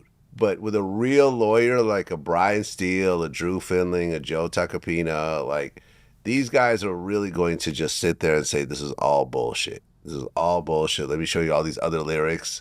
You know, like you can't have someone say something very general. And this is just how the court system works, right? You can't be like for example, I could do a tweet and say like, I hate everyone who wears fucking glasses. Like, I hate them all. And like, yo, you talking about Trap Lil Ross? Like, no, I'm just talking about people in general. Like, you see what I'm saying? Like, you can't sit there and take general statements and pin them into specific events. Not in a court. Like, have you been through lawsuits and cases and stuff like that? Have you ever sat in a courtroom? Have you been deposed? I've not personally been deposed. Okay, so I've been deposed. I've sat in courtrooms. I've taken the stand in civil cases. Like, you know, I mean, I've had to sit through. I've deposed people. I've been deposed. I've gone through. You know, I probably spent hundreds of thousands of dollars. No, I know I've spent hundreds of thousands of dollars in legal bills over the years. Like, it's cool to say, like, I'm going to sue you. People don't understand what that really means, right? You can say I'm going to sue you 1,000 times. You have to either find a lawyer to take it on contingency, which isn't easy, or you have to put up a whole bunch of money. So once you get to that point, it gets super serious. Once judges are involved and so forth, you can't just throw out shit without having very specific ties to reality. Yeah, but I feel like you're especially when there's like all this right here is all reasonable doubt. Yeah, but that's the thing. You combine this with the fact. You combine this with the other evidence. In a civil case, it may fly because a civil case is more likely than not 51%. But in a criminal case is beyond a reasonable doubt. These are some reasonable doubts here. Yeah, definitely some reasonable doubts. But I'm saying all this is going to get thrown out. I feel like, and at this point, the feds threw it all out. They've already thrown it out. Yeah, I know, but I'm trying to see. But I'm not prosecuting the case. You can argue all you want. The feds have abandoned this. I'm not prosecuting the case. This direction. No, but I'm not prosecuting the case. But I'm saying I feel like we got to look at the lyrics and just say like he was talking about these murders. Like let's not be naive. I know it's all well and good to listen to what Drew Findling has to say and be like, oh, you know, Brian Steele evidence, like but I'm not hearing it. Like you know what I'm saying? Like for example, in the Young Thug trial, when there's the lyric, Young Thug's lyrics are nowhere near I shot at his mother. Now he don't mention me. And the mother got shot at. And the mother got shot at. That right there. That's the worst one. I felt like if that got to trial, that lyric right there is so specific that it's going to be it would have been hard for Young Thug to completely get around that. I agree. I think a jury would have been sympathetic to that, especially talking about a shooting of a mother. Like, whose mother gets shot? But I feel like we got lyrics like that for Durk coming up. Go ahead. Okay, so. Man, there's this one lyric here, okay? So you know Didi, his nickname is Big Threat. That's one of his nicknames, all right? So Lil Durk on the album Loyal Bros 2, which in my opinion is the album that essentially it was the reward for the hit. This came out in December 2022, okay? And as it said in the indictment, the murder for hire was in exchange for monetary payments and career opportunities. That was in the indictment, right? Right. To me, the career opportunity was the Loyal Bros 2 album where Didi is given a couple of verses.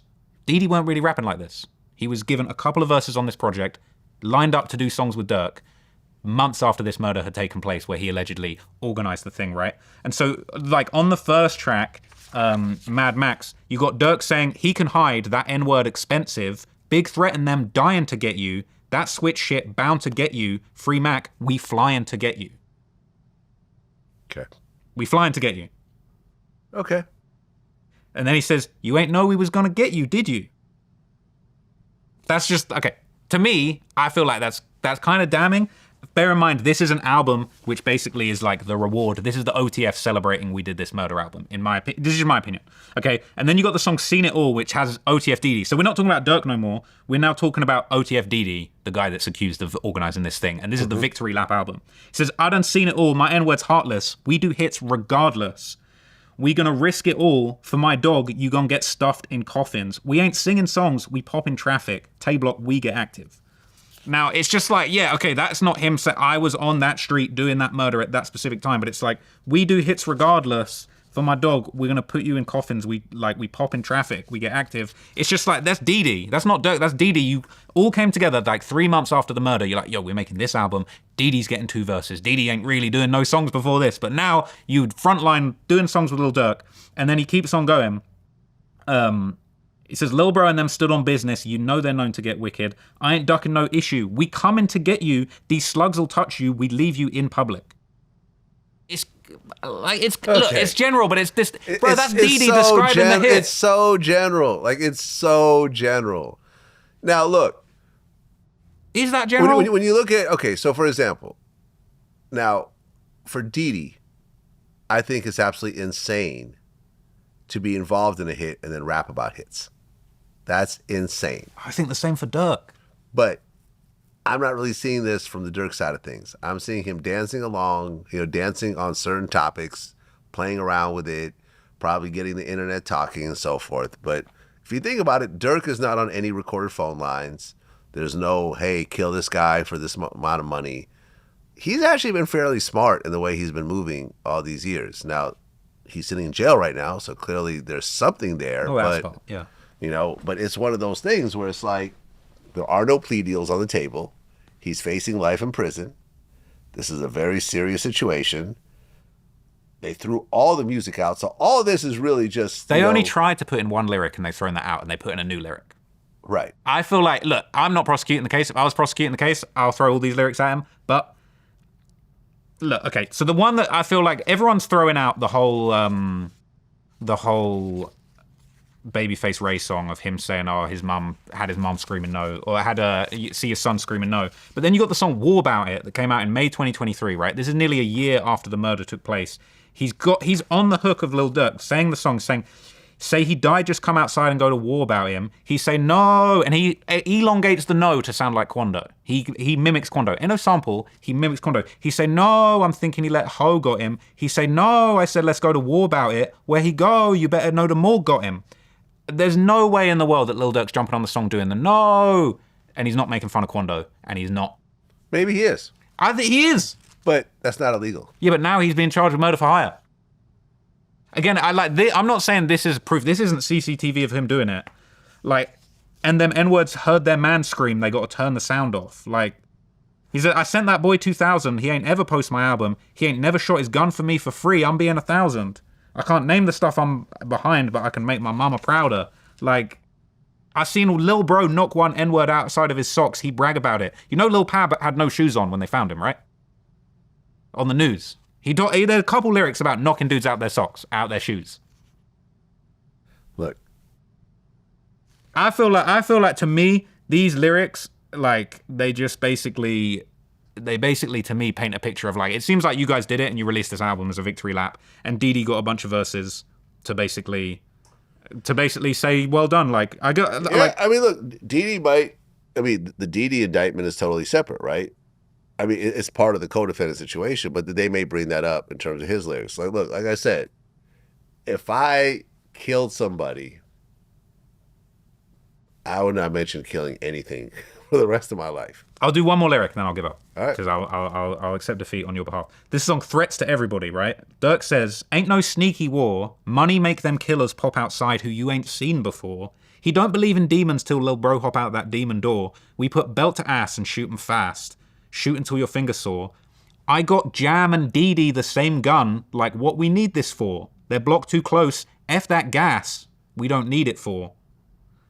Bro, you're talking about Jam and I bought Jam and Didi the same gun, and they were like, what do we need this for? They're blocked too close. Fuck that gas. We don't. You're talking about shooting people at gas stations. Okay. If that ain't compelling. Okay, look. I haven't brought this up. I remember I brought this up with Academics when I did his show. Okay. And on Durk's new album, he's got a song called Monitoring Me. And I said, I don't even got to pay an N-word to do nothing. I got killers, all my friends. That one's crazy. And that one came out before he got arrested. But that was on the new album because it had been out as a single for a while. It was already out. I think that one's super incriminating as well. When I read that, I said, why is this even on the album? And then Ack was like, oh, it had already been released before he got arrested. So they're probably like, well, there's no point in blurring it out at this point. And it's called Monitoring Me. He knew what was going on.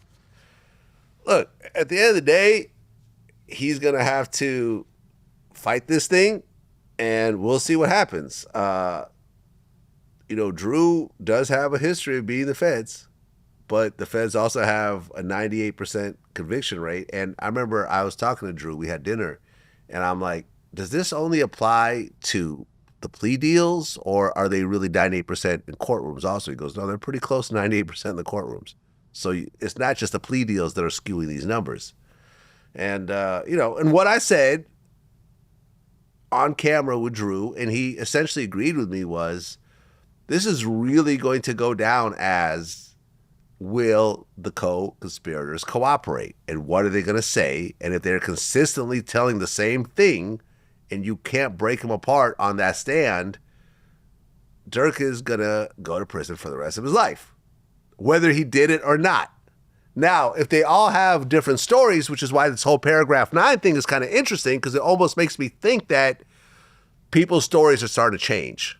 If they took out a whole paragraph, and this is an important paragraph, it sounds like people's stories are starting to shift. People are starting to get forgetful.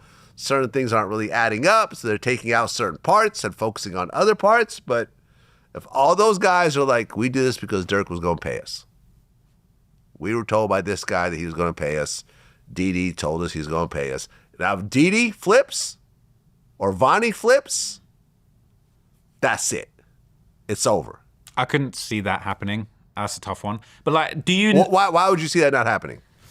I feel like those... You're facing life in prison. Because I feel like those guys are so OTF for life. Man, No, you can say that until you're facing life. There's a bunch You can say you're OTF for life until you're facing life. Nah. Then it's like... There's a bunch of dudes in me jail. for life. There's a bunch of dudes in jail with O-block tattoos right now, and they're like, we kept it solid, and that's enough for them. Facts. They kept it solid, or do they know that even cooperating wouldn't have mattered? Like they had them... They had everything on them. If Kim Von was alive, sometimes cooperating, sometimes cooperating doesn't help you. Yeah, facts. Well, in that case, it doesn't, because they didn't really... D-Thang was dead, King Von's dead. So really, who could they have cooperated on? Durk? I don't think there was enough on Durk to say that the Duck thing was orchestrated by Durk. Right. I don't personally believe that, but I do believe he definitely profited from it. He had a song called Shoulda Ducked. So I do feel like you could see where he would benefit from the murder. I get why FBG Duck's mother wants to sue him for that, but I feel like really, if Von was alive, probably someone would have snitched on him to get out. If D-Thang was alive, maybe someone could have snitched on him to get out, but both of the guys that were sort of high level in that thing had passed away. But what I do feel like, so just the Durk thing, I feel like there's so many angles, right? To me, the smoking gun is he flew to LA on a private jet and was just in the city when the murder happened. To me, that's a smoking gun. Well, with the guy that was actually involved Yes. in putting some of this stuff together. Like, you flew to Los Angeles, to just hang out when this thing went down. If you'd have told me, but bear in mind, I've been following this thing since it happened, and some people don't believe me when I say this, but as soon as I saw Quando on the news screaming no, I thought, Durk. King Von, we've been knowing that, like, this is the thing. I feel like, I mean, it's... Who else? Who else? I get it, right? I think Durk's biggest problem, and Wack100 said this, I think he coined it really well. He said, if you try to bring the block with you, you'll end up in a cell block. Mm. Durk, for whatever reason, which made no sense to me, brought along a whole bunch of these knuckleheads with him that really did not have any talent. These were not great managers. They were not producers. They were not songwriters. They were not licensed security. There's a whole bunch of guys that he grew up around that had reputations and so forth. And you get caught up in this bullshit. You have these people that once they leave, you don't know what they're doing.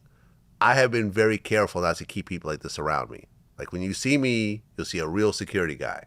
When you come to the studio and do interviews, there's not a bunch of guys hanging out, right? It's me, my cameraman, a security if necessary, and that's it. I have employees that are actually like, you can literally show what they do every single day. These are not just like, gangsters I have around. I have them on payroll to go beat up somebody when I need them to do something. Like, these are real employees.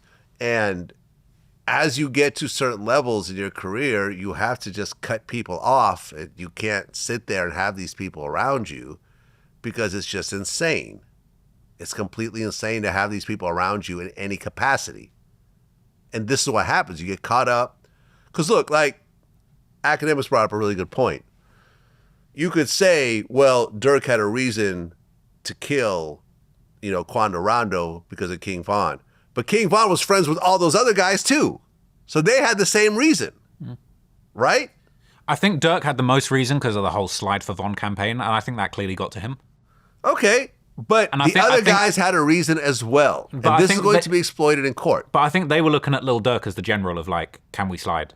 I get it, and whether it happened or not, we'll probably never know, because no one's actually going to admit. Durk will never, unless Durk gets 20 years or let's just say Durk gets life in prison, he goes through all his appeals, they all run out, then it's like, okay, fine, I'll just talk about it. Here's the issue, right? That may happen one day if it actually goes that way, but other than that, he will never mention it. But going back to something you said earlier, it's like, well, you know, all these guys that were friendly with Von, like they could have just wanted to do this off their own back. No disrespect, but these guys aren't seasoned traveling around the country. They need the general to book a flight. And that's where the text of "don't book no flights in my name" comes from. Because it's like, you are the general, allegedly, leading Right, these and that's guys. what the feds are pushing. I get it. And it's like, it's as simple as like, look, we would have slid for Von and killed Quando anyway, but we're broke, we need these flight tickets. All right, don't book no flights in my name. That's the slip up that puts you in the murder for hire case. And I think it's not far-fetched. I just feel like I find the whole coverage of this case really frustrating because I just feel like, having followed this closely, everyone deserves their day in court, but it's just like, from a fan perspective, it's kind of like, bruh, who else would have wanted to murder Quando Rondo in Los Angeles? Like, in the evidence. In the court of the internet, Durk is definitely guilty, right? In the court of the internet, in the court of Reddit, in the court of Twitter comments, replies, Instagram comments, I get it. He's guilty. He's going down. He crashed out. He had all this opportunity. He messed it all up. Blah, blah, blah, blah, blah. I get it. Once he starts stepping into real courts, especially federal courts that are really, it's really hardcore. Like all this like flip-flopping that you've seen, like little Woody getting on the stand, changing his whole story, the Megan Thee Stallion case, her friend getting up, not remembering shit. ASAP Relly, his whole thing falls apart on the stand. This doesn't happen in the feds. You make a statement, it goes through multiple stages. You rewrite it multiple times. You say it on camera. You write it down. There's perjury. If you change your story, you're doing life in prison.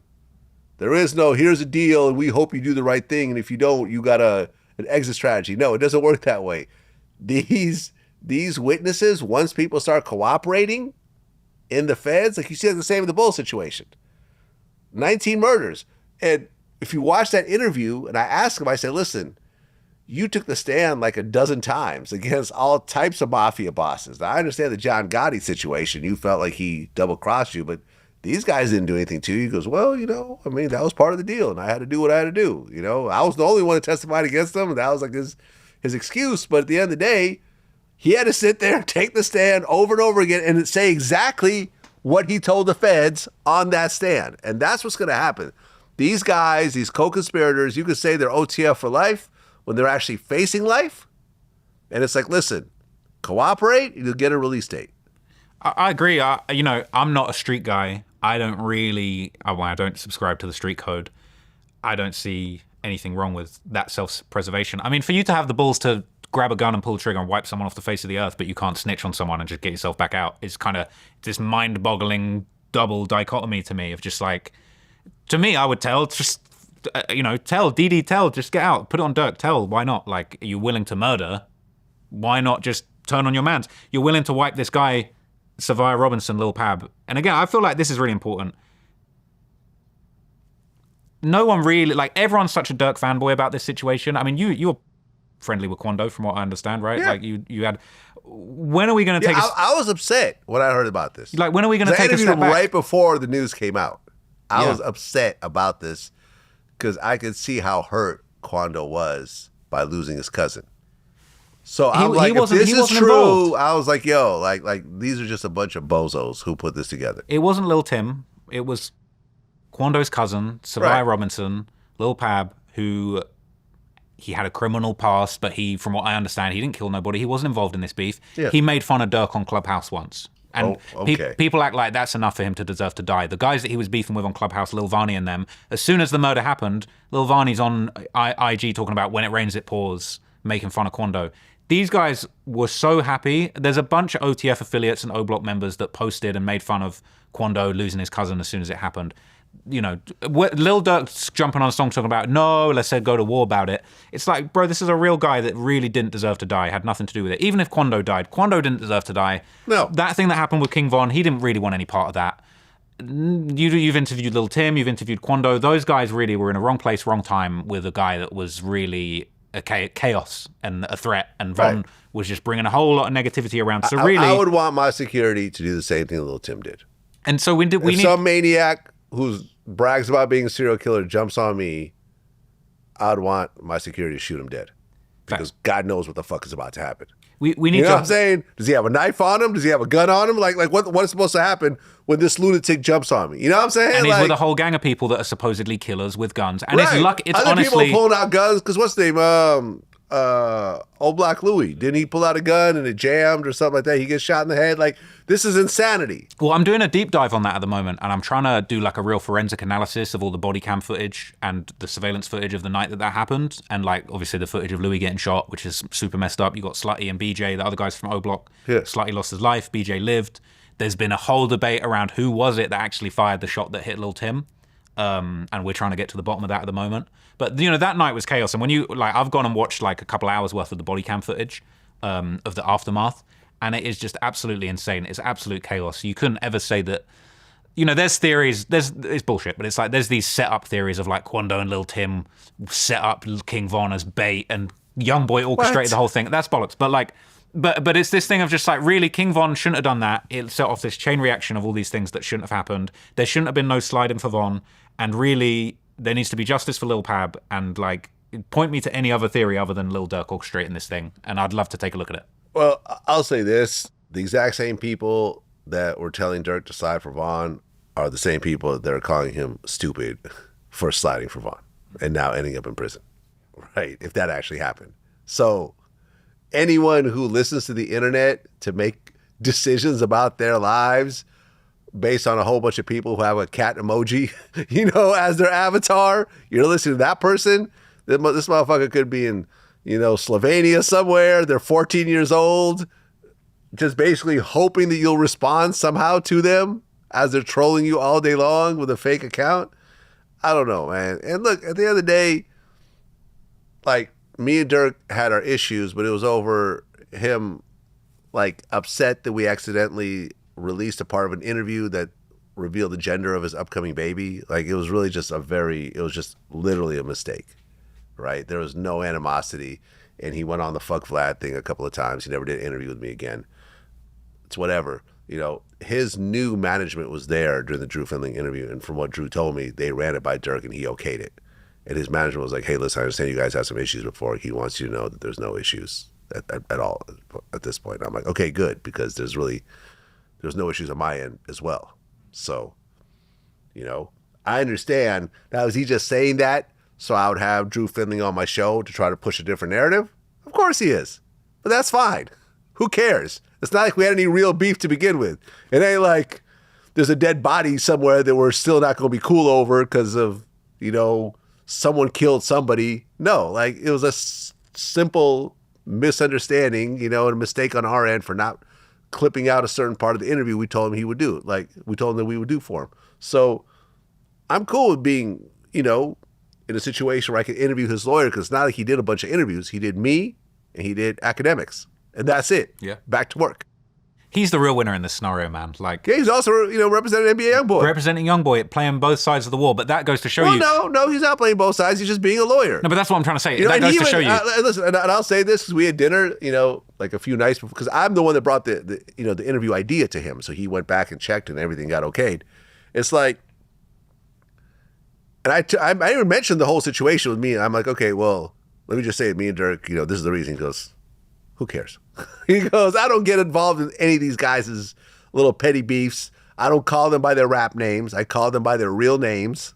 You know what I mean? And I deal with them, and I do the best job I can for everybody. And whatever they got going on with each other really doesn't have anything to do with me. And I think that's a good way of doing it. He's built a great business, and it's not like anyone could say that he's playing both sides. He's not playing both sides. He's being a lawyer representing his clients. Yeah, I don't mean playing both sides like he's in the gang. What I'm really trying to say, I think this is an important message for like everyone out there. This whole gang banging, street slide for this person, that person, having these never-ending beefs, it only goes one way, right? Like the Durk and Von situations, unfortunately, they ended up how they ended up.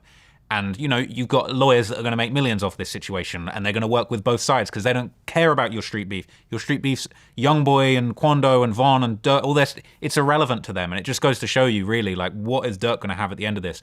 Who knows? He might beat his charges. If not, how much of his net worth is going to end up going in these lawyer fees, fighting this level of federal case? And it just goes to show you none of this was worth it. Yeah. To even be in this situation. He could just not be in this situation, having #1 albums, touring the world, going anywhere that he wants. if he'd have kept certain people away from him, maybe if he'd have kept his mindset in a different state rather than having the Von mentality of we're going to get back, we're going to do all we're going to get back for anything that's happened to us. Durk had, a couple dozen of his friends pass away to the streets before Von came around. You never knew Durk for having had hits put on people until this late stage in his career, until the Slide for Von thing. And it's really sad. And I feel like a lot of people get the wrong idea about me and they think, oh, you must hate Durk. I like Durk. I like Durk's music. I admire what he built. When he was doing All My Life and all of that stuff, I really admired what he was doing. But this is unfortunate, and I think this is an example of what not to do for the next generation. And that's no disrespect, but I'm sure deep down Durk probably is sat there thinking, who know, I'm sure he made some bad decisions and he regrets them. If he was involved in this the way they're saying that he was, I'm sure he's sitting there going like, man, I should have never even gone down this road at all. King Von had it coming. He's the one that put hands on somebody. I can't be shocked at the outcome. We all are prepared for this situation for it to occur. We're all prepared. We all have security. We all have guns. And we're all prepared to shoot people if, the money bringer gets attacked. It all falls apart. You know what I'm saying? Like, you get rid of Vlad and Vlad TV, the company will cease to exist. It'll just become a catalog company. Right? And people will start losing their jobs and, having to go back and find other careers and so forth. Same thing with the Durk, same thing with the Quando, same thing with the NBA Youngboys. Like, you have to protect these people because everyone understands this person is gone. It's not a self-functioning company anymore. We are all out of work. So you have to go overboard sometimes because, like you saw a situation. I remember I kind of got mad at Adam because there was a situation where someone stormed in and put a gun to his head. Yeah. And I'm like, your security just sat there and watched this? Like, what the hell? Like, what are you doing right now? What's the point of having a security then? He fired the guy afterwards. Probably, I don't know if it was because of me or not, but I'm like, what are you doing right now? There's a gun to your head and your armed security is doing nothing? Now, that was a completely justifiable shooting if the security has shot that guy dead.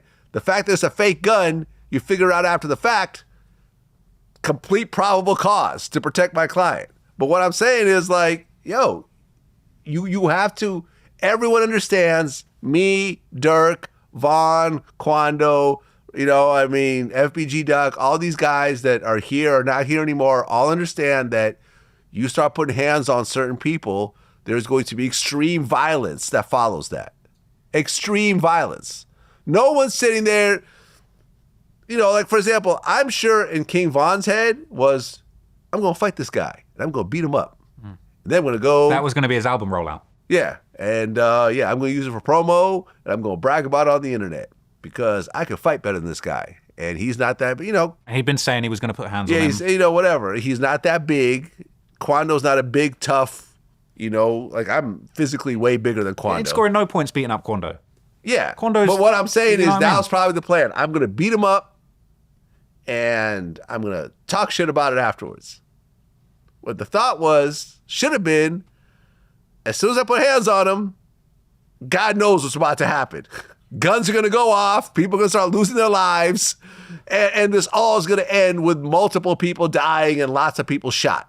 And look, the Old Block Louie thing, he didn't die directly from that night, but he got shot in the head. His head was swollen. He probably got on drugs to deal with it. He overdosed and died. So that's another death associated with King Von deciding to go put hands on someone he shouldn't have. I've been really analyzing that footage a lot recently because I'm doing a kind of follow-up on that. And I don't know if you've seen the footage, but it's pretty gruesome, the footage of Louis. So I saw it recently. It's super messed up because what happens is, it's crazy. So there's body cam footage from all these different angles, and then there's the famous footage, the main surveillance footage of the shooting happening, right? But what ends up happening is that after the whole scuffle's gone down, Quando and Tim get back into their car first. They back out of the parking lot, and then they drive off into the distance. Now, Louis, he's already run over to the other side of the street. So when Quando's car is going past, he runs up and tries to shoot the car. Oh. Okay, and it's all on camera. This is crazy. I can show you this. But there's a cop that's already basically got one of Quando's friends on the ground who was running around when the shooting first happened. and he basically is holding this guy, and then you see Louis runs. This is body cam footage. Louis runs across, and then there's like 2 sets of cops in this parking lot, and they see Louis literally running with the gun, shooting at Quando's car, and that's why he caught the shooting charge that came later that he was facing. And then the cops shoot Louis, and they shoot him in the head, and he's laid on the ground, shot in the head, and he looks dead, and it's harrowing. It's messed up. Like the cops are basically like, the cops thinking he's caught a body. Louis on the ground, bullet wound in his head. He looks dead for quite a long time, and then they're trying to secure the scene. They go back and try and get the guy that they've just lost hold of because they've just had to shoot someone who's running around with a gun. They've already shot Slutty and BJ moments before, so they're already laid out. It's like a war zone, and then they go back, and it's the craziest thing. It's like a miracle because you see Louis wake up. He's laid out flat on the ground with a bullet in his head, and you see him wake up, and then he sits up. And, you know, you got to give it the credit. People want to say F the police and all this stuff, but the cops really, like, trying to make their effort to, like, save his life. And, you know, they're trying to talk to him. They're saying, what's your name? You know, how old are you? He's awake, bleeding from his head, trying to work out. He can't talk. The cops are panicking because it's like they've never seen anything like that. One of the cops is like, oh, should we get a tourniquet? They're like, can't put a tourniquet on a head. He's been shot in the head. Like, they're not even expecting him to be alive. So what you just said was really interesting because it's like complete chaos. King Von, you know, look, he allegedly had 7 bodies and he was used to lurking in these alleyways in Chicago and catching someone and shooting them and running away. This was, you're outside of a mainstream nightclub, you're with a giant group of 20 people, you're running up on a guy who's the biggest rapper out of his city. There ain't no one bigger in Savannah, Georgia than Quando. Yeah, he wasn't rolling super deep that night, but he was with the people he needed to be with. And exactly what you said, King Von starts punching, ain't no telling what was about to happen. Not only did Tim jump out of the truck and start shooting and hit Von, 2 cops jump out of their car and start shooting. You get, you know, one of your friends gets killed instantly, 2 of your friends get shot, one of them ends up dying later on after the fact. And I think it's just such a great point that just goes to show you, like, swinging on somebody could just be the biggest chaos that you could possibly imagine. You know, shooting somebody, like, that footage is like one of the perfect examples of just seeing chaos unfold in real time. Because from the moment that punch happens, yeah, it absolutely unfolds. And I think it's about an hour, 20 minutes between Von throwing that punch and him being pronounced dead. I mean, same thing with the Tupac situation. Guy gets jumped, Tupac gets killed, a war breaks out in Compton, all types of bodies drop. Not exactly instant like it is with the King Von and Quando situation, but really the same net result. Once you take it out, you know, a week or two, a bunch of people dead. It's an interstate gang war, you know, it's the same thing. Interstate gang war, yeah. Exactly. And I feel like, I've said it before, but I feel like the Lil Durk, the King Von, Quando, Youngboy, Lil Durk situation, that's like the Tupac Biggie of this generation of rap. And I think that people are going to be analyzing it for decades. And I think that there's still so many unanswered questions. There's still so many strange things that just don't add up about the whole thing. And, you know, maybe we'll get to the bottom of some of those, maybe we won't. But I think it's super messed up. But I want to jump back to something you said a minute ago that I thought was interesting about Adam. I feel like there's this weird thing, especially in America, that it's almost like, I feel like a lot of people walk around with this attitude of like, they really want to catch a body. They want to catch a legal body. And they have this attitude of like, I wish a N-word would type thing. And I feel like there's something really dark about that. Because I've often debated, like, should I get a gun? Like, if I was in America full time, would I want to have a gun?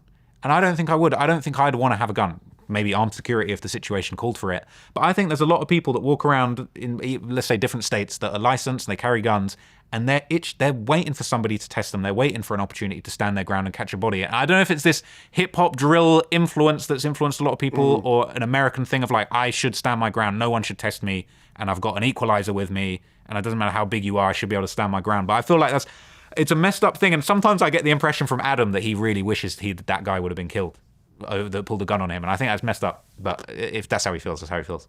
I don't think it's messed up. You pull a gun on me, you deserve to die. That's it. I pull a gun on somebody, I can't figure out what's going to happen next. That's why, you know, like, for example, when I interviewed Joe Tacopina, and he's the whole thing with Rocky having a starter pistol, I'm like, that's crazy. I would never have a starter pistol. Never, ever, ever. Either you have a pistol or you don't. Sure. Yeah. If I pull out a pistol, the only reason I'd pull it out is to try to kill somebody. You know, but I've dealt with, you know, a lot of times people feel that way when they haven't actually gone through shit. Like, I had a home invasion situation happen where I thought I'd killed the guy and so forth. So it's like, once you go through it, can I ask you, were you relieved when you found out the person was alive? Or were you disappointed? I kind of just didn't give a shit Really? at that time. Yeah. It was like when they walked him out and his whole face was just bleeding. I just thought like, well, I mean, you know, the adrenaline is going, right? So you kind of just don't give a shit at that point. You really don't give a shit because you're like, okay, this guy was trying to kill me.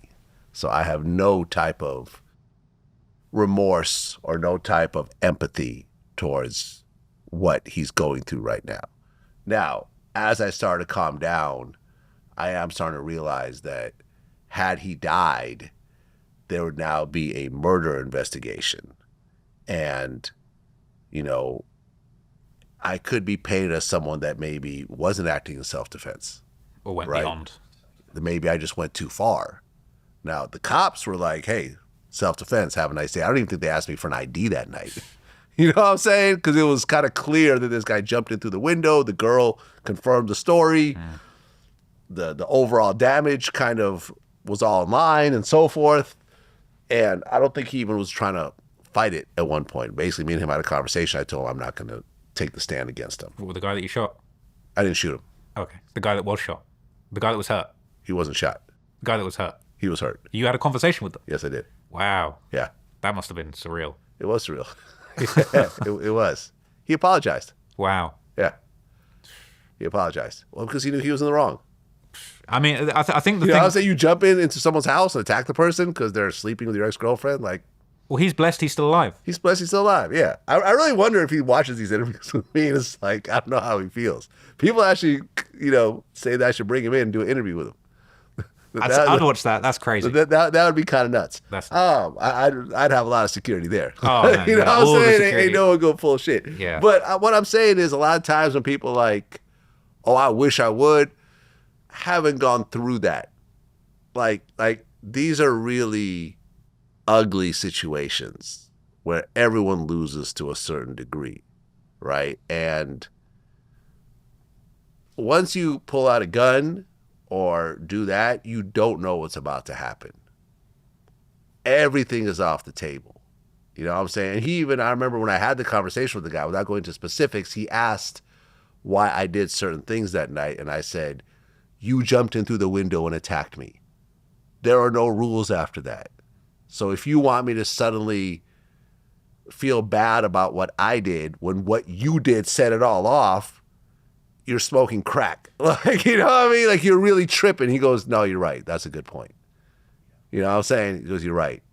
Once you start something, you don't know where it's going to go. I don't feel bad over what happened to King Von because he was the aggressor. Do I feel bad for his kids? Yes. Do I feel bad for his sister and his mom and his dad and so forth? Absolutely. I know he has a lot of fans, and I'm sure there's a certain level of empathy. Asian Doll has created her whole career over King Von, her dating him for however long. I get it, but you have to look at the implications of your actions.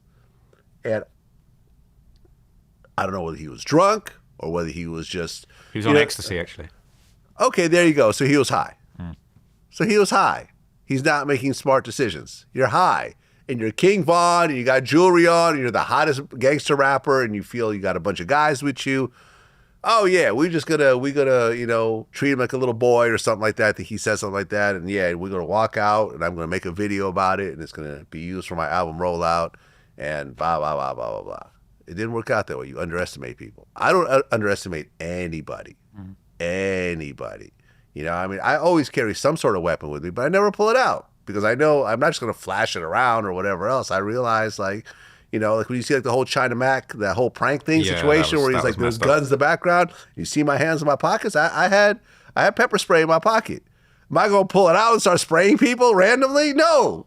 It's only the point where I felt there was some danger that came right in my vicinity. I would have to do it, but I'm on live. Like, I'm Vlad. I understand this is not just something I can just do and walk away from. I'd rather have a pepper spray than a gun. I don't think I could live with a body on my conscience, even if it's justified, because it's like you don't know what comes after that. I just feel like it's like... For about 2 hours, I sat there outside with a body, where I thought was a body on my conscience, and I had no problems with it whatsoever. I feel None. like Zero. I'm quite an anxious person. Nothing. I feel like time will go by. In fact, my first thought was good riddance. Wow. Literally, that's what popped in my head. I said good riddance. You're a gangster, Vlad. I'm not a gangster, but at all. But if someone's trying to take your life, you got to do and what I you got to do. really felt that way. I really felt like he said he's like, "Are you ready to die?" Like he literally said that to me, like 2 inches from my face. So I'm like, okay, I'm not ready to die. Well, how am I gonna get out of this?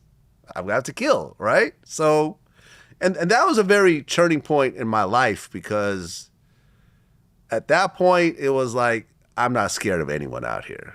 Not to say I'm physically could take on everyone. Absolutely not. You know what I'm saying? I don't want to get into any fist fights with people, but I'm not going to cower from people. I'm not going to let people intimidate me. And that's the whole thing. Like with me and Wack, it was like he talked a bunch of crazy shit over the phone, and I'm like, okay, I'm going to have to, bulk up and prepare for some bullshit.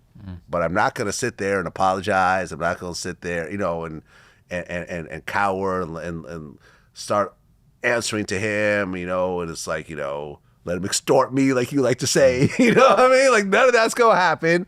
I'm just gonna toughen up and we're gonna prepare for the bullshit. And I think that night changed me into that person and allowed me to function in this space where I'm just not really worried about people threatening and acting tough or whatever else. Like if it comes down to it, it comes down to it. May the best man win. Who's gonna get to their gun first? Like who's gonna have better security? Who's gonna whatever. But I'm not gonna sit here and just let people dictate out of fear. That's been my thing.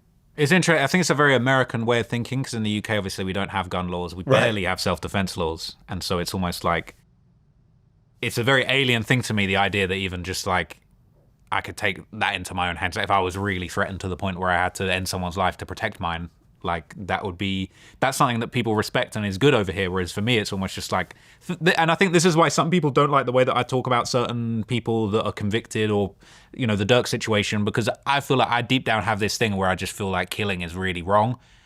I know there's reasons that justify killing self-defense in war, but it's almost just like that's such an extreme taboo to me. Whereas I feel like in America, it just feels like life is kind of worth slightly less and killing is a bit more normalized. And it's kind of like, it's a little bit alien to me. I'm coming to terms with it. You might be right. But, You might be right. Well, to hit closer to home, you're talking about England just now. Mm-hmm. DJ Semtex, and me and him go back, has hailed Central Cee's debut album, Can't Rush Greatness, as one of the greatest UK rap albums ever. Agree or disagree? Yeah, I agree with that. You agree with it? I agree with that. But you have made some comments about Central Cee. Yeah. Yeah, I you know what? I feel a little bit like, I just feel really misunderstood about the Central Cee thing, because I feel like a lot of people really overlooked the fact that I really, really positively spoke about his album. I feel like it is one of the best and most important UK rap albums in history of our country. I made a video about the deadly gang war behind Central Cee's career, and I basically made the case that, like, really, he wasn't ever involved in the street side of things. He wasn't making so-called drill music. He spent quite a lot of years making very different kind of music, songs for girls, kind of trap wave. The music was described as kind of like wavy drug dealer, singer, auto-tune kind of music, and it didn't really go anywhere for him. He's from West London, and there's kind of like a really well-known crew of different sort of like West London rappers, the most famous of who's Digger D, who's one of the biggest rappers that came out of the UK in the drill scene. He's had a lot of really serious legal cases. He was accused of shooting someone in the face with a shotgun and blinding them. His crew, CGM, have been associated with a couple of murders. And, I think he's been incarcerated on drug charges for a while. He might have just gotten out today, matter of fact, if Reddit is to be believed, but who knows.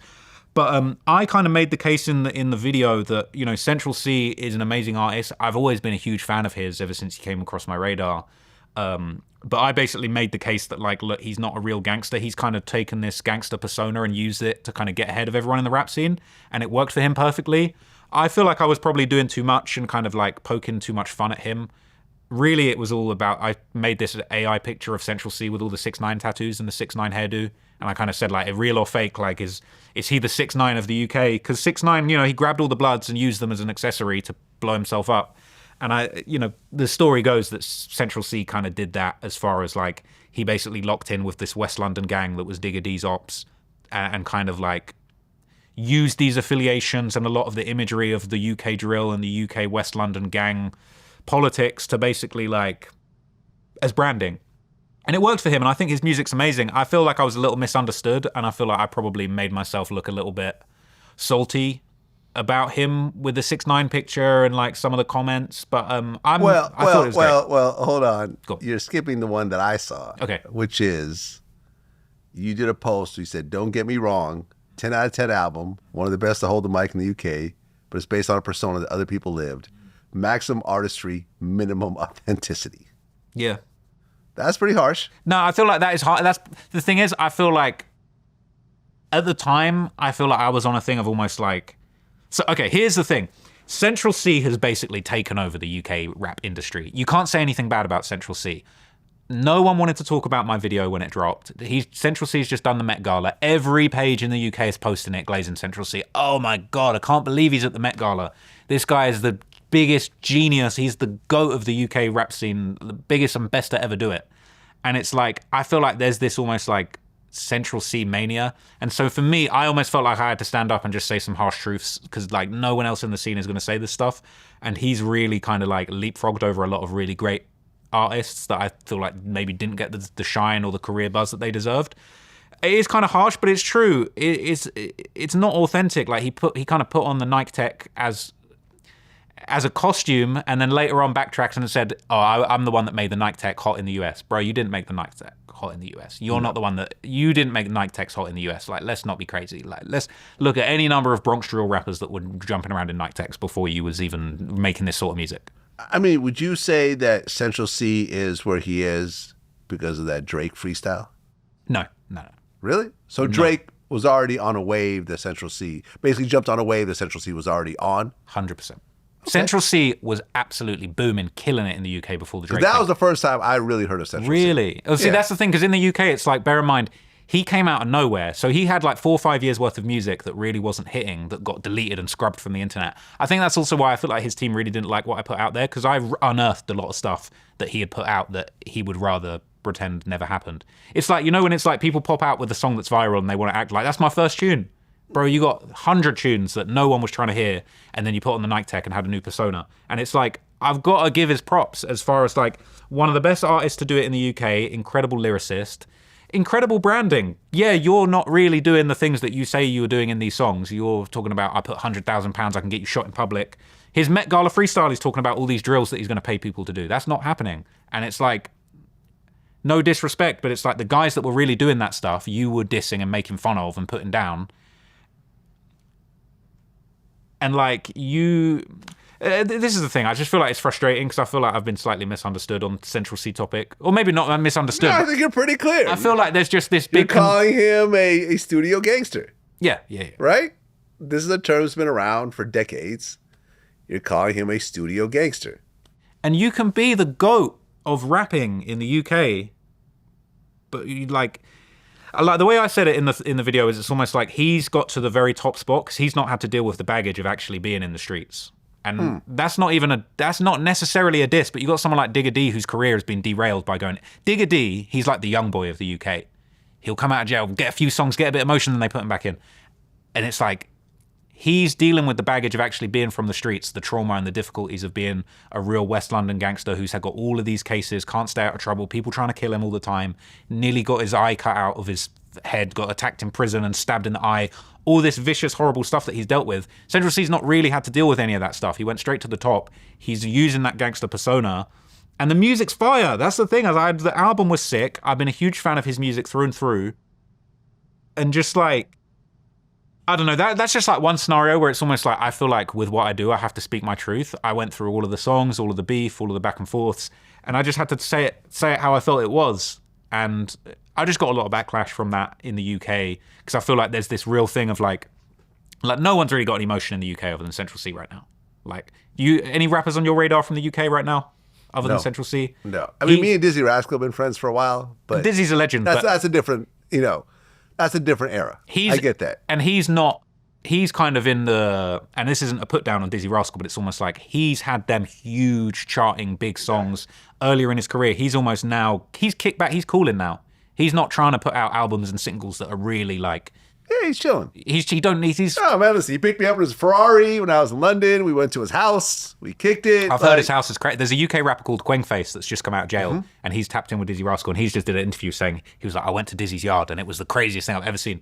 This whole like, sort of like the structure in the back that you could hang out in, and yeah, it was pretty cool. I man. need to go Dizzy's. I bumped Yeah. You know what? I bumped into Dizzy Rascal. Yeah. You know what? No, we're going full circle now. Is Dizzy might see this. I bumped into Dizzy Rascal in a restaurant, and he came up to me and he was like, "Swear I've seen you on Vlad," and I'm like, "Yes," and I'm like, "I've been seeing you my whole life," and he's like, "Yeah, respect." That was a great moment for me. But so you know what I'm saying? Dizzy's tapped in. That's my homie, man. You know, I rock with Dizzy. Hey, I'm trying to get the invite to your crib, Dizzy. You know what I'm saying? Hit me up. Let me pull up. I'm trying to see that structure. But yeah, no, Central Cee's like fire, and I feel like I kind of it's one of those ones where it's almost like I feel like I had to keep it real, and like probably lost me some fans, because I feel like in the UK it's like everyone's so Central Cee focused. I think a lot of blog pages stopped fucking with me off of that because they don't want to put anything bad across about him or whatever. But is what it is. You know, he is a legend. Well, you made a video about Playboi Carti called "The Deadly War Behind Playboi Carti," and I've never really heard any sort of stuff about Playboi Carti because he's such a eclectic artist. Sometimes you don't know what he's saying. That's a really good point, and I feel like that was an interesting one because it's like, having been a fan of Carti kind of on and off for a while, I don't know if famously is the right word, but I kind of did a video about him earlier in my career when I was picking up my first buzz, and I said I hated Whole Lot of Red and it was trash, and that was like my most disliked video in my entire career. And I went back and re-listened to Whole Lot of Red years later and realized how good it was, particularly a song called Stop Breathing. And as I kind of break down in my video, basically it's like, Carti been dropping these little hints that he's involved in this kind of blood gang war in Atlanta. There's these two gangs, Homicide Gang, which is what Carti reps, and then the Henchman Gang, which is like affiliated with other people. You got what's his name, Benji Bluebills and Ola Runt. They're kind of the ops in Atlanta, basically. And this Carti famously dropped this song called Stop Breathing on Whole Lot of Red, where he basically for the first time kind of opened up about his role in the gang war and the beefs that he'd been involved in and friends that he'd lost to the streets. I think there's a really close friend of his called Sosa that passed away, that his ops diss a lot, and that he kind of was always saying RIP to. He says in that song that he had Ola shanked in jail, all this kind of crazy stuff. And it was like, that was like a watershed moment for Carti, for people to be like, yo, two things. Yo, this guy's actually really in the streets like that. And then secondly, like, yo, this guy just made a drill song that's like a rage drill song. Like, no one's ever done that before. So that was sort of the purpose of that video, to kind of break down this history, to be like, yo, Carti's actually, at least he's saying that he's in the streets. Now, look, I ain't seeing too many cases on Carti. There ain't no... Carti's name is mentioned as like the most prominent member of the Homicide Gang in like one indictment, but Carti's never been indicted and wrapped up. He's just mentioned. But he's got a lot of these lyrics, and exactly what you say, it's like... he's got that song All Red that was like a sort of earlier teaser for this album that he's just dropped, the music, I Am Music thing. But like, he's just got all these lyrics, but the way he says it's like, all red, stay with the fives, all red, ready to slide. And it's kind of like, you can't really clock, but then it's like, when you read the lyrics, you're like, oh, he's actually talking about like his gang, and he's with the fives, and it's the 5-point star, and he's a blood, and oh, okay. It's like they're these little gang references, and then you go back and listen to some of the earlier music, and you can kind of catch. He's got that one song with Lil Uzi Vert, where he's like, I got red shooters, I got blue. And he just, all these little hints where you're like, he's saying he got shooters here in this old song. And like, oh, he's mentioning having his guys in red pull up in the alleyway and do this and that in these old songs. So honestly, like, that researching that video really changed my mind.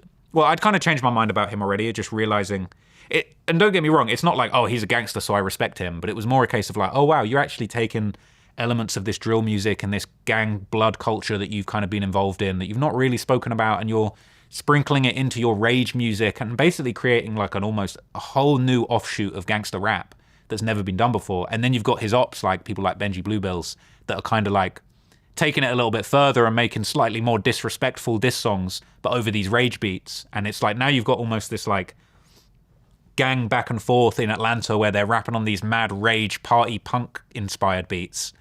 It's like Atlanta trap mixed with British punk rock mixed with like Yeet kind of vibes, and it's almost like created this whole new wave that's all the time associated with these Atlanta blood gangs. So I feel like that was just like really interesting. That's something I wanted to cover. I really respect what Carti's doing. I thought the new album was fire, and I feel like, you know, it does get deeper for him. There's like this one famous clip of him on stage where he's like, you know, a lot of people don't know this, but like I was really in the streets for real, and like when I'm not rocking out, like I really get busy out there. And it was like there's these little clues, and it's kind of like, oh, he really is like he's hanging with the fives apparently. I mean, I interviewed DJ Swamp Izzo, who's all over the album, and none of this ever got mentioned. Like, I never got any hints of this. I mean, Carti is like he's like a punk rocker. I don't think anyone's looking at him as a gangster at all. Well, didn't Ye just say that Carti pulled up to his hotel with a gun to threaten him? So maybe he's also really about it. Said a lot of other insane things along the way. Yeah, no, that's true. So, you know, some of which is true, some of which is not. I mean, he accused the Kardashians of sex trafficking and so forth. So you can't really literally listen to everything that Kanye says. I can't really listen to anything he says. You can't really listen to the music now. I don't know if you've seen these snippets that he's been putting out recently, but it's like, bruh, we can't. Unfortunately, we can't listen to this music. This is absolutely outrageously just disgusting. It's crazy. Oh, yeah. I gave my cousin head. That song? That's not even what I was talking about, Vlad, to be honest with you. Well, that's the one I'm talking about. That one's... Because what's interesting is I actually talked to a few people that actually know Kanye for real. And I'm like, is this real? And they're like, yeah, this actually happened. Okay, I don't want to get sued, but what I'm about to say is kind of crazy. Somebody messaged, I was talking to a friend of mine about this situation with the whole giving my cousin whatever. Yeah. And they was like, bro, I'm looking at these lyrics closely, and like, is Kanye saying he molested his cousin? Yes. And I'm like, whoa. That's exactly what he's saying. Bro, his cousin was younger. Hey, listen, you said it, but like, this is what I'm saying. He's defending Diddy. You're defending Diddy recently, so you know what I'm saying? I'm not defending him. I'm just saying that the whole thing is like, the whole RICO, I think, is ridiculous. I think it's just a person trying to get the rocks off. But yeah, I mean, with the whole Kanye thing, yeah, I mean, I actually looked it up. No one under the age of 18 actually could give consent to sex. Yeah, it's fact. So therefore, a 14-year-old having sex with a 14-year-old is technically considered statutory rape. Both ways. Both ways. Exactly.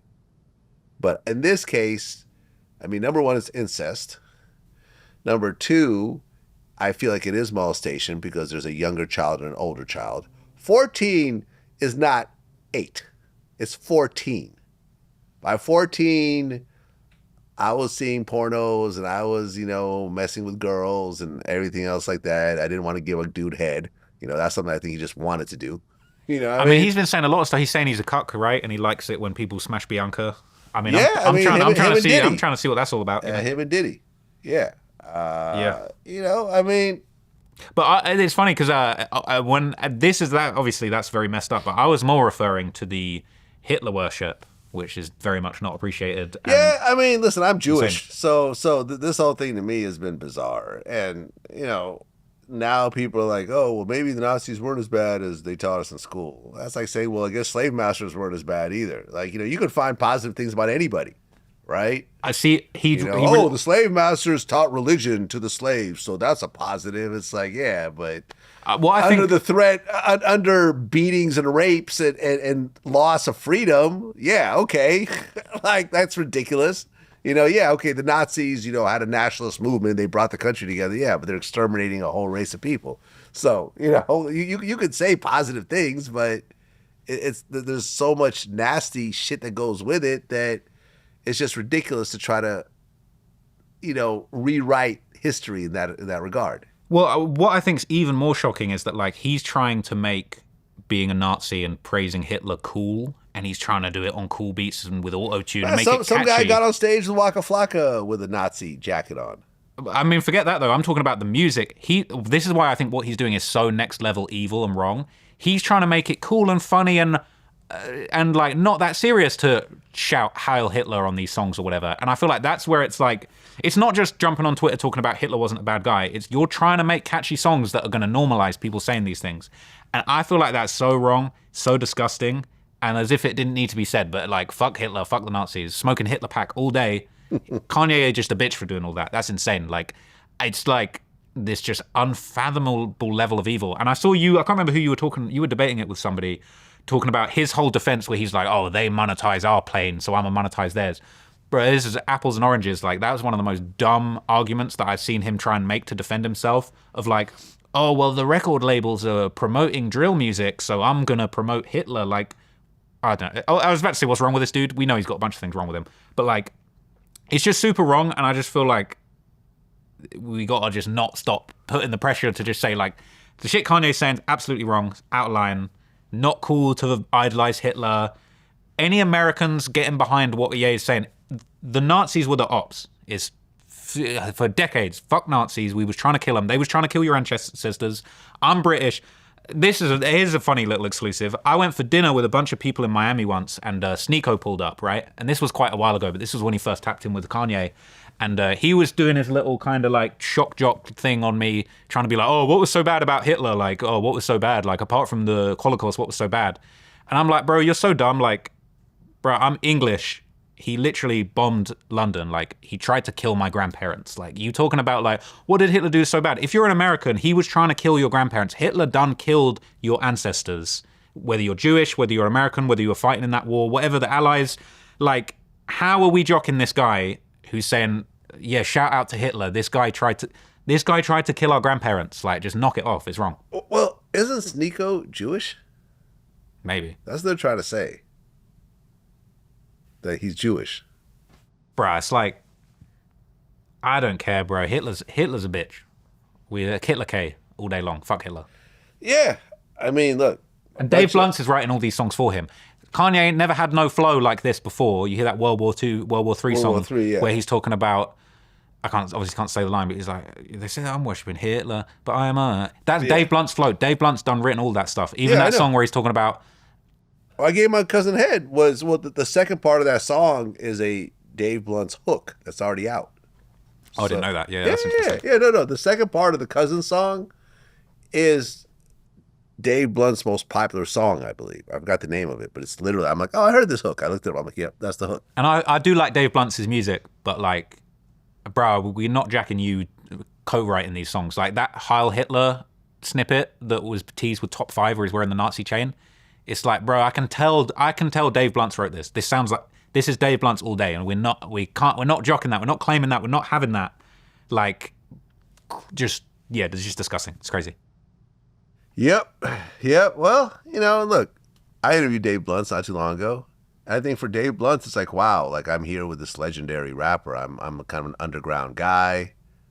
I'm having all types of health problems. Dave Blunt's excuse, he's just following orders or some shit, right? No, he's not following orders. I mean, he's pursuing his career, and he's got a certain amount of buzz, and suddenly you're working with one of the biggest artists ever, any genre, all time, and all you gotta do is write some Hitler incest molestation lyrics. I guess for him that was a fair trade-off, and there you go. Because in fact, Kanye even said like him and Dave Blunt are like Eminem and Dr. Dre.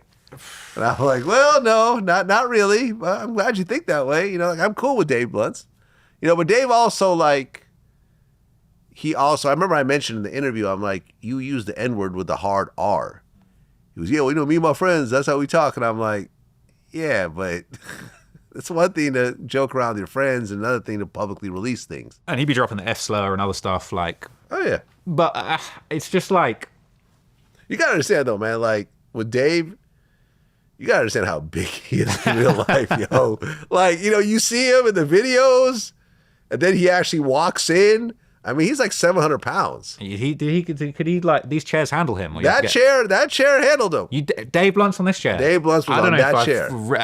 This doesn't have the structural integrity it once had no more, Vlad. No, man, Dave Blunt's was in that exact same chair. And look, I like the guy. He came in, he did the interview, really cool, really polite. I got nothing bad to say about him. But You're telling me Dave Blunt's got through that door? No, Dave Blunt's got through this door. Walking head on? Head on. Nah, that's cat. He's having a moment. He's linked up with Kanye. I think was having the crowd sing along the cousin song. That I gave my cousin head. You can't really blame too many newer artists or streamers for working with Kanye because it's a hell of an opportunity. You know, just like when Academics got the interview with Kanye, I was like, yo, congrats. This is going to be your biggest interview ever. It's not what it used to be, though. You see the sales for his new album. Yeah, it flopped. Flopped. It flopped. And the album got taken down.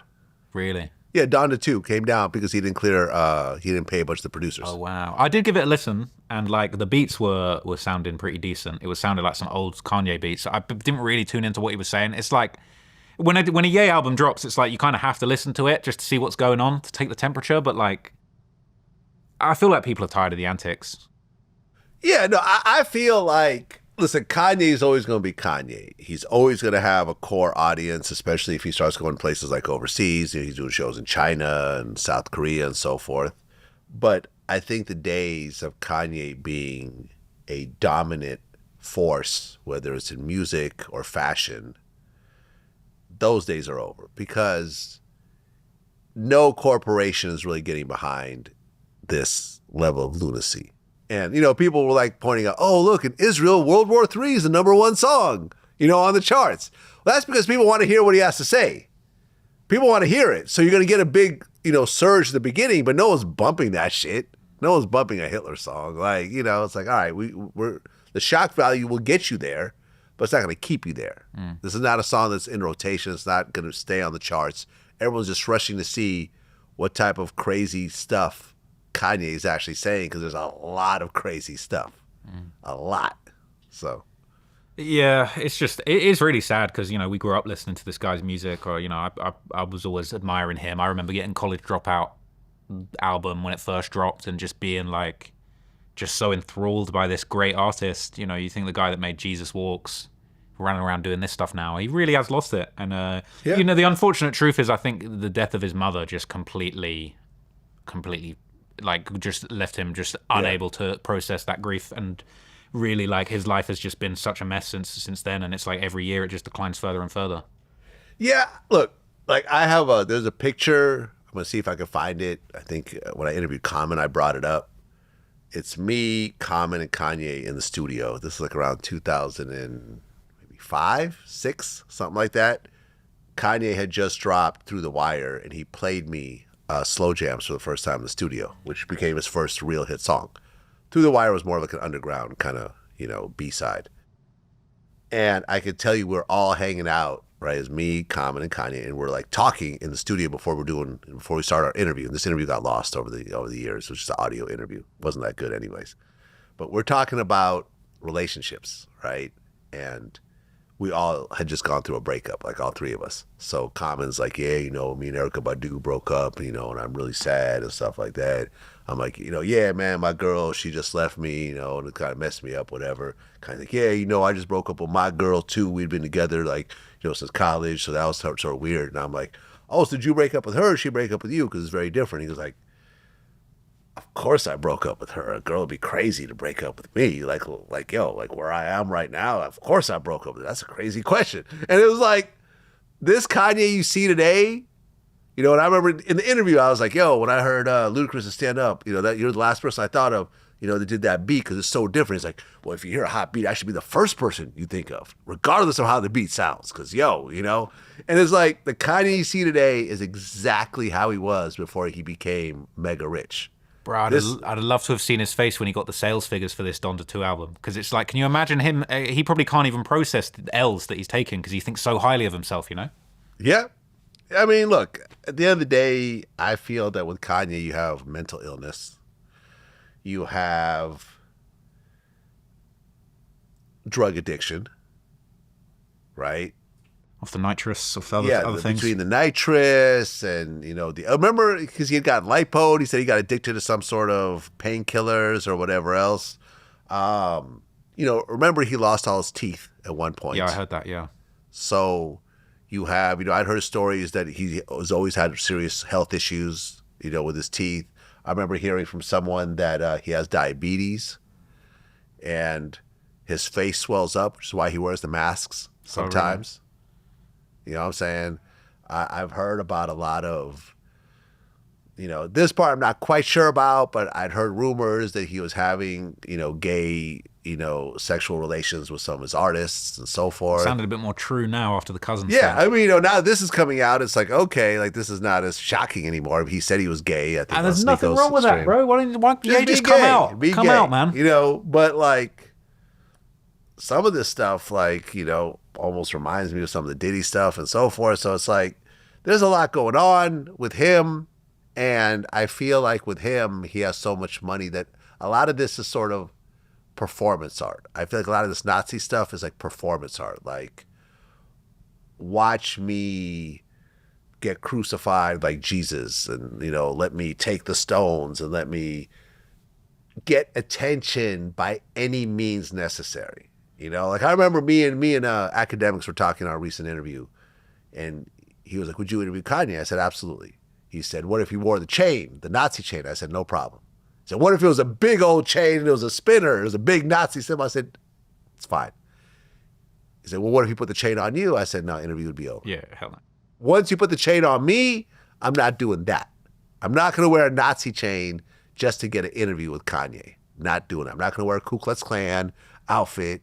You know, I'm not going to wear a wig and a dress and, you know, kiss a man. And there's certain things I just won't do regardless of the financial, you know, outcome of it, right? But then again, you got people like Top 5, and I made a tweet about this that went viral. It's like, here's Top 5. His Jewish friend made sure that he didn't go to prison for life over first-degree murder, and then he goes and puts a swastika chain around his neck with someone who's been dissing his Jewish friend Drake, right? That to me was just sort of weird. Like, did he not quite understand the repercussions of this? Or maybe Drake doesn't give a shit? Top 5 is a wild card, though. I don't think people are expecting Top 5 to be like the most upstanding moral compass of the community. I don't know what your opinions are on Top 5, man. I'd love to see a Top 5 I don't really interview. know. We were talking about doing an interview, but we couldn't really come to an agreement. You know, that's fine. His story is crazy. Like, I'm sure I feel it like is. it's absolutely insane. And the fact Has that he ever done an interview like that? Or I don't think he has. he's done a bunch of academic streams type things, but I don't think he's done a serious sit-down interview. Maybe I'll do one with him. Yeah, I think you'd have to go to Canada for that. Yeah. That'd be fire. That's what it is. Traplo Ross, man. Always a pleasure. Appreciate you, Till man. next Thank you. time. Peace.